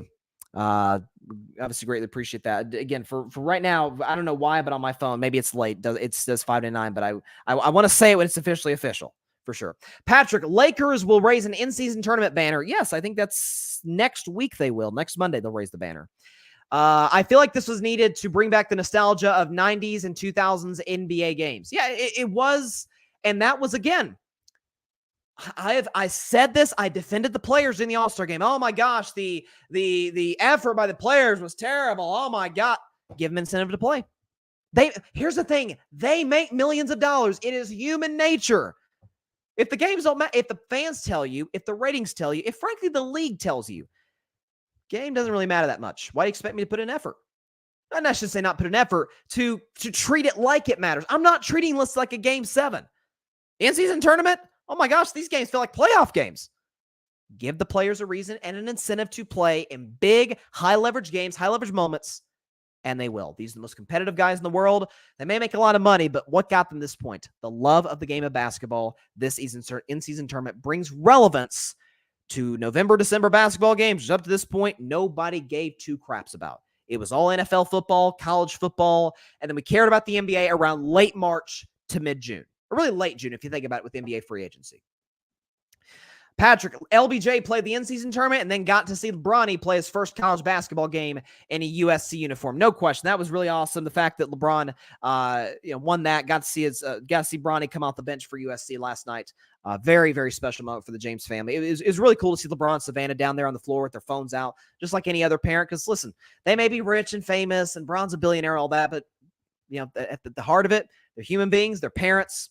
And very proud of their son, especially after what he's been through with the cardiac arrest. So shout out to Bronny and shout out to the James family, the James clan. Yeah, let's see. Legend Kingdom World. I like the in-season tournament. So do I, man. So do I. It's great, great stuff. No question about it. Adds a sense of urgency. And as sports fans, that is all we love and crave. Before we get into NFL Week 14. Yeah, Week 14 NFL action to recap some of the games. Just once again, a reminder, we are 599 subscribers. I want to double check that to make sure that it's true, but right now we're at 599 and so obviously one away from 600. So if we get to 600 by the end of the show, if you are number 600, will get a big time shout out live from me on Carving Up Live. If you have subscribed, tell somebody you know about the show. Let's get number 600. If you have not subscribed, you can be number 600 and comment on the show. Let us know. Let us know here on Carving Up Live who you are, and because we want to give you some love for being at number 600. Let's look at the rest of games in Week 14 in the NFL. Check these out. Again, I already recapped Patriots and Steelers on Friday. Don't rub it in. I'm a Steelers fan. It was miserable. Tampa Bay, and what was a big game for that terrible NFC South, but nonetheless a big game. Baker Mayfield. Listen, I've never been a Baker guy. Baker is slowly winning me over this season. I thought he was going to go to Tampa Bay. The Bucs were going to be terrible. He's going to be left for dead out over there, be a backup the rest of his career. Listen, Baker, again, his numbers aren't great. 14, 29, 144 yards, passing in the mid-80s. But you know what Baker Mayfield did? Led a game-winning drive to beat the Atlanta Falcons and to get the Bucs to, right now, I think they're in first place in the NFC South division. Three-way tie right now between them, New Orleans, and Atlanta. And right now, Tampa Bay's in. If the playoffs started today, Tampa Bay is in the playoffs at 6-7. Now, them or New Orleans, Atlanta, whoever it is, are going to get absolutely obliterated by either Dallas or Philly. But nonetheless, you win the division. That is something to be very proud of. So Tampa Bay, big-time win, and hats off to that. To them for getting that drive. Legend Kingdom World says, I think YouTube is glitching now. I guess so. Because I'll take your word. If you said you subscribed, I'll take your word for it. But I want to see it across the screen. I want to see it be official. I want to see it be official. It's not that I don't believe you, obviously, but I want to see it be official. Let us see. Bengals knocked out the Colts. How about Jake Browning? I mean, come on now. Hey, you're having pass ratings of 122. 18 and 24, 275, a couple tuds. By the way, against a Colts team right in the midst of the playoff hunt. I picked Cincinnati to win. I didn't see this coming. But listen, Jake Browning, he still does have Jamar Chase and Higgins and Joe Mixon and Tyler Boyd. Like, he's still got guys to work with. And so Cincinnati, I thought they were done after Burrow went down. And here they are at 7-6, very much in the mix. Fun fact, if the playoffs started today, every single team, all four in the AFC North, would be in. Ravens would not only be in, they'd be the 1 seed, as well as Cleveland, my Steelers, and the Cincinnati Bengals. So there you go. Look at that AFC North division, best division in football. Jets beat the Texans. Before I get to Zach Wilson, I do want to say prayers for C.J. Stroud, who suffered a concussion. Adam Schefter reported today that it is a concussion. A really scary play where very similar to Tua in week 3 last year, that first head injury they suffered against the Bills, but his back of his head slammed with that MetLife turf. Didn't look good from the jump. I'm like, yeah, he's definitely out for this game. So prayers for Stroud. Hopefully he gets better very soon, and hopefully he's not out there. Hopefully the Texans and I'm sure the NFL will be watching with a very close eye. Y'all better not do what the Dolphins did last year. I don't think they will. I get it's late in the season. I sure hope not. But We'll see. Grady says Cam Reddish for Steph Curry. Who says no? Let's go with literally everybody. Grady, not a freaking chance. But Cam Reddish is playing well, though. I got to give him love. Patrick, Baker was solid. I can't knock him whatsoever. He's been low-key good for what they need him for. No question about it. I thought he was going to be a transition guy. He may still be a transition guy for them to draft a quarterback, but he's been good. As for the Jets, and a guy, Patrick, I know you, because I know you're watching, you call him Slack Wilson. Got to give love to Zach. And I've been skeptical about Zach. I was brutal on him a year ago. I backed off a little bit this year because part of the reason I was all on Zach Wilson last year was because it was not only was he bad, he wouldn't take accountability. There was a famous moment at the press conference against the Patriots. You're seeing this season. You're seeing how guys interact with him. You're seeing how he's handling the media. You could tell being around Aaron Rodgers, and listen, Aaron is not exactly a master in terms of handling the media at large, but being around a veteran quarterback, Robert Saleh, good coach, and listen, props to Zach Wilson. He looked himself in the mirror. He saw him to be better. And a lot of folks, where I didn't get a chance to talk about this last week, but there was the report by Diana Rossini, who's one of the best in the business, by the way, that he didn't want to play, that the Jets asked him to start. He didn't want to start. And it was like, oh my gosh, how could you? I gotta be honest. I kind of defend Zach Wilson there. Like, you've benched me multiple times last year, this year. You benched me again. Now you want me back in the lineup. My NFL career is literally hanging by a thread, and you want to put me out there behind that terrible offensive line, me look bad again and not have a career?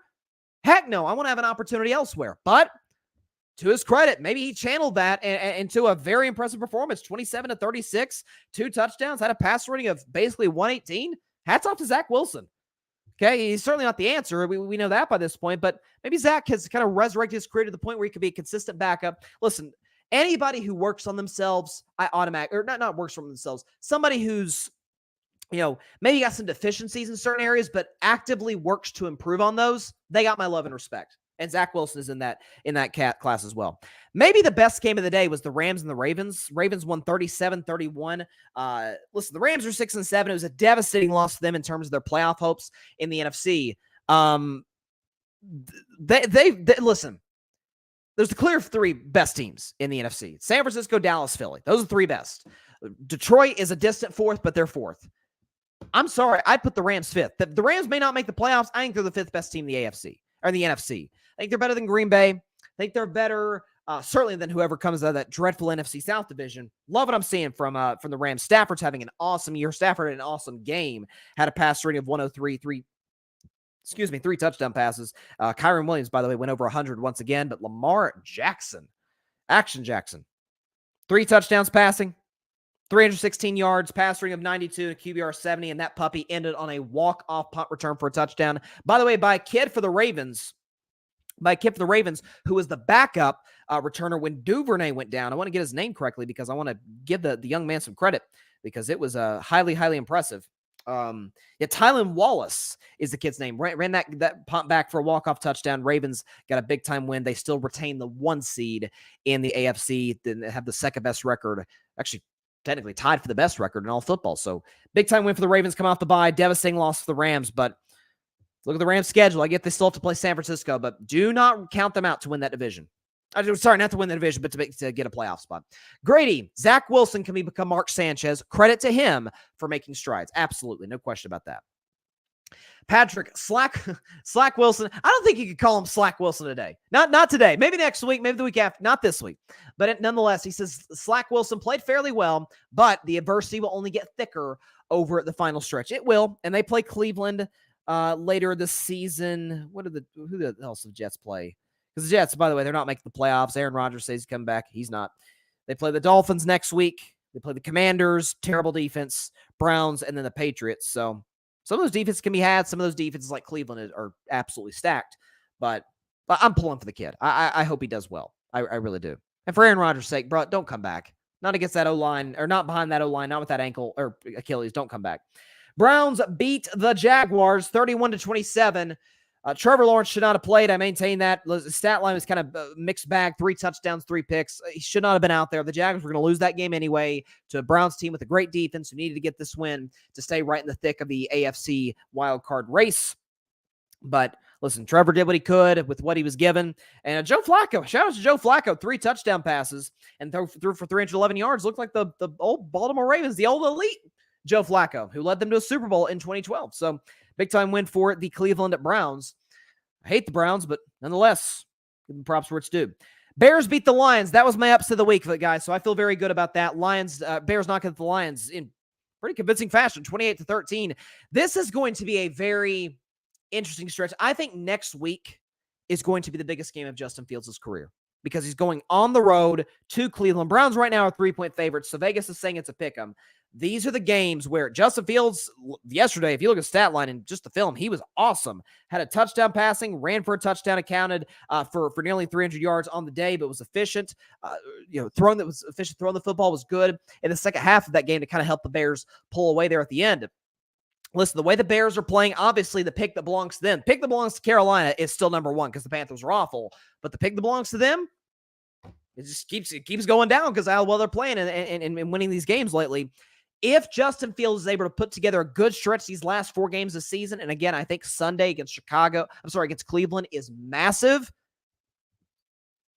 It's a hard. I get Caleb, and I love Caleb Williams. Oh my gosh, I think he's gonna be awesome. It's gonna be hard to move off Fields, and maybe you could use that pick to draft a Marvin Harrison Jr. Maybe a trade back to a team that needs a quarterback. Trade him 1 pick back with an Arizona Cardinals or with the Patriots or somebody. Trade back. Take Marvin Harrison, get some draft capital. That's what I would do if he continues this. Props to Justin Fields. As for the Lions, man, listen, man, that was my team coming into this year. I said they make the NFC title game, and I am freaking nervous. They're going to win the NFC North. Don't get me wrong. They're going to win the division, but their defense, I've been ringing sounding the alarm for their defense for weeks now. Now their offense, yikes, 13 points. Jared Goff didn't play well. Not good. Patrick, Lamar, Lights, Camera, Action Jackson has the Ravens in cruise control. Most complete team after Kansas City's embarrassing loss. They're playing great football, Patrick, no doubt. Grady, Tyreek Hill is the MVP in my opinion. Wow. No disrespect, but no quarterback has really gone above and beyond to impress me this year as far as winning the award. Dak has a great defense as well, and Purdy has Shanahan. Dak had a great defense yesterday, and by and large, the Cowboys' defense in terms of points allowed have been one of the better units of the league. I just think when you talk about Dak's value to Dallas, and we know, as great as Tyreek is, and yes, Grady, he should absolutely be, second with respect to Purdy. In the MVP discussion, we know the quarterback is infinitely more valuable than a wide receiver, or frankly, any other position with the possible exception of left tackle and pass rusher. Now, receivers in today's game are more important than ever, yes, and Tyreek is having an insane season and should be a unanimous offensive player of the year. But man, you can consider what Dak did, or Dak has done in terms of improving, the touchdown interception ratio is off the charts. Pass rating is great. QBR is great. Winning big games against great teams. We don't judge receivers by wins. We didn't judge Calvin Johnson by wins in Detroit. We didn't judge Randy Moss in some of his stops. Tyreek is in the discussion, and I'm not saying he shouldn't be, but I think it's Dak by a country mile, given what he's done this season in terms of his value, which certainly matters as well. Grady, should my Panthers take a flyer on a quarterback like Bo Nix or Spencer Rattler in in the 2024 in the 2024 NFL draft? Well, I definitely would not draft Rattler number 1. Of course, then again, the Panthers pick goes to Chicago. I forgot about that. I just mentioned that. I don't know how I forgot. I'd draft a guy in like the 4th round, maybe the 3rd round. I will say, and this, I guess, we might as well transition to Panthers Saints. Saints beat the Panthers 28-6. Carr's receivers are pissed off with him, and Dennis Allen's a terrible coach, and Carr's battling injury. I have said from the jump that C.J. Stroud was the better quarterback than Bryce Young. Said that coming into the draft, he would have been my number 1 pick. That said, I refuse to grade Bryce Young, to write him off until he gets an NFL offensive line in front of him. Folks, watch who the Panthers play next week. Let me check. The Carolina Panthers face the Atlanta Falcons. Atlanta has a pretty good front 7, certainly a good front 4, so they can get to the quarterback. Watch the Carolina Panthers. My guy is running for his life. And by the way, you saw him miss that deep throw. I think it was late in the first half, missed a deep throw to one of his receivers down in the middle of the field. A lot of times, and this is I'm not making excuses, I'm just simply stating what you see often from young quarterbacks. When you're playing behind a bad offensive line, which Carolina is is terrible. It's unwatchable. It's the worst unit in the league at that spot offensive line. A lot of times quarterbacks will automatically think, okay, I got to get this ball in my hands quickly. I got to rush. Okay. And then you get a little jittery, you get a little antsy, and you make bad decisions, which you've seen with Bryce's interceptions. You've seen with the missed deep ball that could have been a touchdown to make the game somewhat interesting. You rush decisions when you're a young quarterback and that bad offensive line. Like, I expect to be pressured. And on the very rare occasions that you're not, you're inaccurate. It gets in your head. So, listen, first of all, Carolina made the absolute wrong decision to fire Frank Reich. I don't think he's the problem. I think the owner. And Grady, you've been on this. David Tepper is an impulsive guy. He's a meddling guy. And Carolina's going to hire another coach, probably fire him too. Listen, I don't think Bryce is going to be better than Stroud. I don't. I've never thought that from the jump. I can't judge him until he's put in a position to succeed. I can't. Even CJ Stroud I'm not going to act like he was going to an ideal situation in Houston. They had the number 2 pick for a reason. But they have Tank Dell. They added Dalton Schultz. Nico Collins, before he went down yesterday, was doing really good stuff. D'Amico Ryan's good defensive coach. The Texas defense yesterday excluded. It's been solid throughout this year. Nice young defensive players. Will Anderson, Derek Stingley Jr. I will not judge Bryce Young until he has an adequate supporting cast and an adequate, more than anything, offensive line. Watch the Panthers next week against Atlanta, and you tell me that Bryce Young is the problem. He's a problem. He's not playing great. I'm not going to act like he is. Guys not being put in positions to succeed, and that matters for young quarterbacks.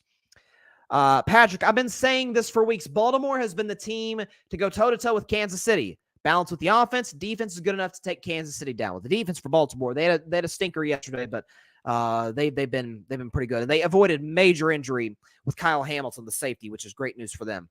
And Patrick says, I'd take the Ravens over the Chiefs in a winner-take-all game. I would struggle. I do believe that the Ravens are better. I agree with you, Patrick. But betting against Mahomes like betting against Brady. That'd be hard for me to do. And some of it, too, is the fact that I picked the Chiefs to win the Super Bowl. So there's that factor into it as well. But in all likelihood, unless something crazy happens over the next month, they're going to win the division. They're going to beat Denver, I think, for the division. But they're going to have to go take the show on the road potentially as early as the divisional round. Patrick, question is, who's going to be the next head coach in Carolina? That's the $25,000 question nobody can answer. Dave Tepper can't hire the right guy, but the Panthers' failures fall on the general manager. Listen, I think of the head coaching jobs that are going to be available, and reportedly, according to Schefter, it's going to be a lot. I'm not ruling out the Patriots moving on from Belichick.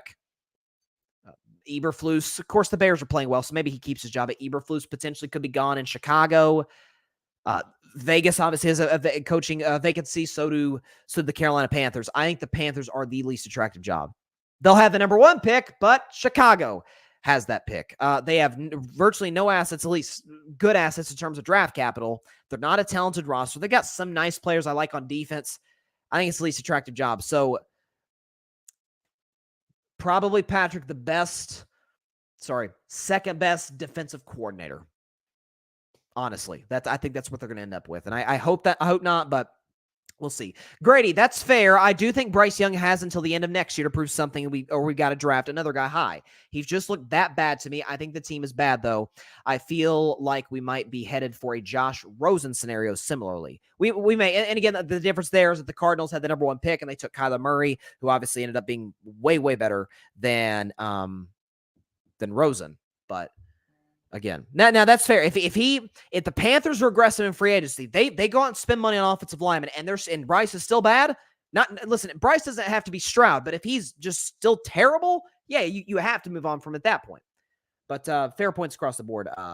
Grady Edwards. What else do we have? Oh god, it was a rough game for me. Vikings beat the Raiders, so it was rough for a lot of reasons. So I picked Minnesota to win. I picked them to cover. It ended up being a push because I think they were 3-point favorites, and they won by a final score of 3-0. And my man, Robert Joshua Dobbs, I may not be saying that name for a very long time because he was benched in this game for Nick Mullins, who led the drive for the game-winning field goal for Minnesota.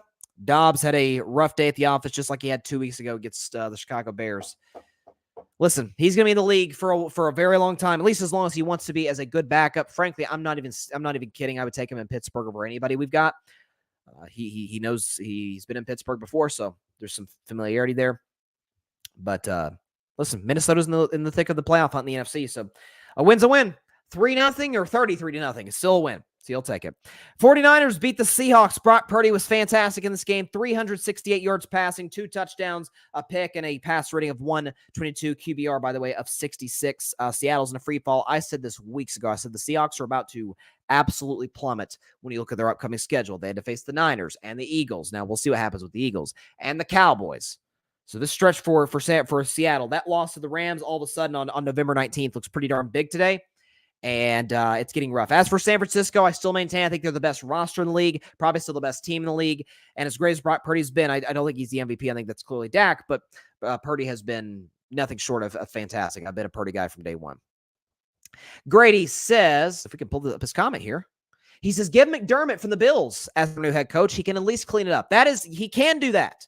Again, I don't think Sean McDermott is the guy to develop a team into a, well, to his credit, the Bills have been a Super Bowl contender the last couple of years, but to develop a team into a team that can get to the Super Bowl, because we obviously haven't seen the Bills do that yet, and he's a big reason for that. But yes, he took over. People forget how irrelevant, and nobody cared about the Bills. They hadn't won a playoff game since, I think, the late 90s, early 2000s, and he comes in and make the playoffs year one. And they add Josh Allen, who's an all-time talent, and you see the success the Bills have had, obviously minus the Super Bowl, but that would be a good hire.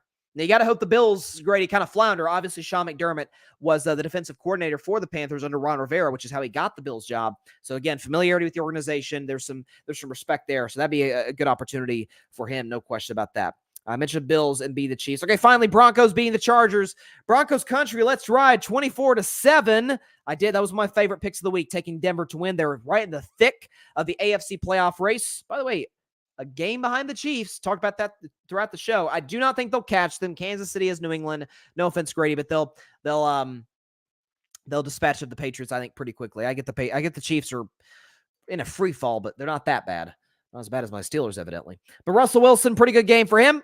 The Broncos ran for 105 yards, and Justin Herbert, worst news of the day, got injured. I think it's a finger injury that Brandon Staley announced. So what was already bad in LA just got worse. And Thursday night football, man, God bless Al Michaels and Kirk Herbstreit. I mean, those poor guys. I got to do Chargers and Raiders. I got to do Aiden O'Connell versus Eason Stick. Eason Stick versus Aiden O'Connell ain't exactly a Josh Allen and Patrick Mahomes. Oof. Man, prayers for the announcers. My gosh. Grady, y'all should bring back Duck Hodges back to the steel curtain. Listen, Duck was fine. I mean, listen, he was a fourth-string quarterback, so there's obviously so much you can expect. But 2019, Big Ben got hurt, and then he had, it was Mason Rudolph. Who was the other guy who played for Pittsburgh? I'm blanking on who it was. I think Duck Hodges was the fourth guy they used, and they darn near made the playoffs, which is seems to be the standard these days in Pittsburgh. Just barely make the playoffs or just barely miss the playoffs, I thought. Which is funny to hear Ryan Clark, former Steelers player, say that. And by the way, phenomenal broadcaster, has a great podcast, The Pivot. But it was great to hear him say that. What I've been saying for a while is the fact that Mike Tomlin, Hall of Fame coach, cannot adapt, and I'm questioning what the standard is in the land of Pittsburgh, in the city of Pittsburgh. Is it championships, or is it just don't have a losing season? Because there's a very, very big difference. Let me check before we do predictions what we got here. In terms of subscribers, again, I mentioned throughout the show, we are one away from 600. Still says 599. I don't know if Tyler's still here, but Tyler said he subscribed. I'll take his word for it.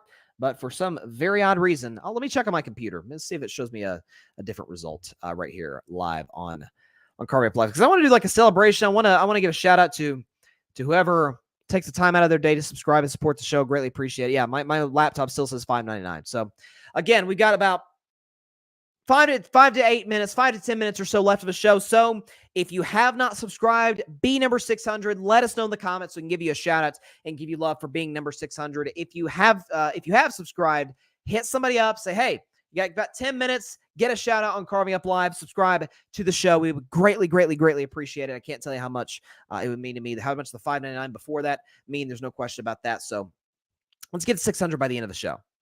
Yeah, Patrick, Raiders and Vikings. Eesh. Yeah, that was a really bad game. I can honestly say there's certain games I do not watch. I'm not gonna sit up here and act like, yeah, watch that game start to finish. I was watching the interior offensive line play. Nope, didn't watch it. Didn't watch a snap of it. I did see the field goal on the game winning field goal on the highlight reel, but that was that was about it. Okay, so we have not one but two Monday night games. We got the old double dip for Monday Night Football tonight. Both games will kick off at the same time. We got the Packers and the Giants, the Titans and the Dolphins. So let's start with the Tennessee Titans and the Miami Dolphins. Now live. Dolphins. Half. So here's what I'm looking at with Miami. So they're 9-3. They're kind of the lasting team that we would consider great, that has the stigma that Dallas finally, it was a ridiculous stigma, but the Cowboys finally lifted last night against Philly, like, oh, they can't beat the good teams. Well, Miami got blown out by Buffalo, good team, and then they went to Philly, kind of didn't get blown out, but the Eagles controlled that game start to finish, but then played the Chiefs, which the Chiefs are floundering. The Chiefs are still a very good football team, and almost beat them. So they will not have that opportunity until a couple weeks from now when they play the Cowboys, and then they'll play the Ravens, and then they'll play the Bills. So the stretch for Miami is no joke, but they have an opportunity at home. Tyreek Hill is an MVP candidate to really make a statement here. Tennessee at 4-8. Listen, I've seen some things that I've liked from Will Levis, and then there's the occasional or the very common rookie quarterback mistakes, bad throws, just misreading plays at times. Listen, Tennessee sold off, they not sold off, but they traded Kevin Bynard to the Philadelphia Eagles. And you got Derrick Henry, who potentially was going to get traded. He's still there, still making a big impact for the Titans, still a touchdown machine, at least down there in the red zone. I like what Miami's defense has done in recent since in recent weeks. Jalen Ramsey's been good. The pass rush has been good. Linebackers, Xavier Howard as well. So I'm gonna like the the Dolphins to win this game and win it pretty comfortably, 41-17 over the Titans. Dolphins win and cover emphatically, 41-17 over the Tennessee Titans. Give me Miami, 41-17. Tyreek Hill, let's give him 10 catches for $170 and 2 touchdowns to keep his name right in the midst of the MVP race. All right. So my upset of the week, technically, was Bears and Lions. I try to reserve upset of the week for Sunday, but I got a bigger and better one. Give me the Giants! 23-20, Tommy DeVito, baby. The Packers, 5.5-point favorites on the road. Nah, give me the Giants off of a bye, 23-20 over the Green Bay Packers, and here is why. So Tommy DeVito, listen, he had a rough outing against the Jets when he came in relief for an injured Tyrod Taylor. Played rough against the Cowboys, then again, so did Jalen Hurts. So nothing there to hang your head over Mr. DeVito. But against the Washington Commanders, I get it, it's a bad defense, I understand. But Tommy DeVito, 3 touchdown passes and a passer rating of 137. He looks pretty good against the New England Patriots, a defense that has held some pretty darn good quarterbacks to some bad outings. Tommy DeVito, touchdown passing, led the game-winning drive, and had a passer rating over 100. So coming off of a bye week, listen, Brian Dable saw enough from the kid to say, you know what? I'm going to give him the nod over the veteran, Tyrod Taylor, who is coming off of IR this week. Saquon Barkley, my man Jalen Hyatt's going to make some plays throughout the course of this game. Green Bay's defense is very good. I love what they bring to that side of the ball, in particular with Rashawn Gary, Jair Alexander, and company. But I'll tell you, it's coming. It's coming. Okay, Jordan Love, the world is deeming, the Packers found their guy, and maybe they have. It's games like this, you got to win. And I just have a feeling that Matt LaFleur, I know he's undefeated in December, but you're going to lose eventually. Monday Night Football, Giants fans at MetLife going to be excited, going to be ready to go. I think Tommy DeVito's going to pull it off with family and friends in attendance. Giants win 23-20 over the Green Bay Packers. Again, this does not count as my upset of the week. I reserve that for Sunday. But the Giants, get the big-time upset over the Packers. 23-20. There you go. Love it. And if it occurs, you better believe, you better believe Cheesehead Ozzy will be making an appearance on Carving Up Live on Wednesday's show. No doubt about it. Listen, if Tyler's subscribed, it is not showing on YouTube. I have absolutely no clue why, but it is not showing. It still says $5.99. So, I guess when I get to go through my outros, still have a few minutes to get to 600. So once again, final call. If you, second to last call, if you have subscribed to Carving It Up Live, you got about 5 minutes, hit somebody up, say, hey, there's a sports show. It's called Carving It Up. NFL, NBA, Major League Baseball, all of which we talked about on the show today, especially a lot of football, of course. We're in the thick of the NFL playoff chase. There's no question about that. So if you have subscribed, hit somebody up who hasn't. Tell them to subscribe to the show and be number 600 and encourage them to chime in the comments, say, hey, I'm number 600, and we will give you a big, big, big shout out live on this show.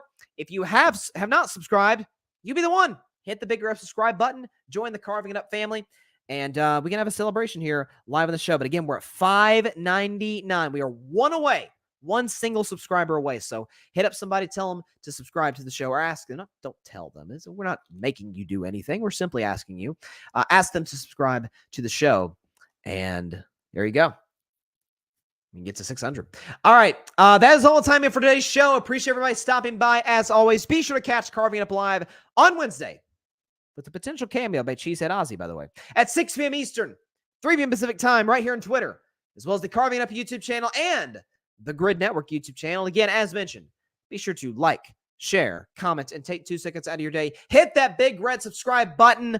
It helps the channel grow exponentially. Again, we are one single subscriber away from 600. So in this last minute and a half, 2 minutes that we got left, if you have not subscribed, be number 600. Comment. We'll give you a shout out. If you have subscribed, hit somebody up. Ask them to subscribe to the show. NFL, NBA, college football, Major League Baseball. We're trying to get all the love and all the attention, all the play and the praise for Carving Up Live. There's no question about that. So we're trying to get to 1,000, by the way, by Super Bowl 58, which is February the 11th. So we're close to 600. So we are well on our way to doing so. So hit that big red subscribe button. It would help the channel grow exponentially. And of course, just as important, go subscribe to the Grid Network. That is GRYD, the Grid Podcast Network, right here on YouTube, as well as any and everywhere you get your favorite podcast, right here on YouTube, obviously, as well as Apple Podcasts, Spotify, iHeartRadio, Google Podcasts, any and everywhere you get your favorite podcast. You can check all of that out, my show and others on the Grid Network. Shout out to the Cowboys Cam Fam, who, by the way, they're on the Grid. Was on their show, the pregame show, halftime show, postgame show. Shout out to those guys, no question about it. Patrick Brown in the comments, and he is right. He is at the Grid, by the way, writing some killer articles for the Grid's website that I would implore you to check out. He says the Grid is booming. You better believe it. We're coming, baby.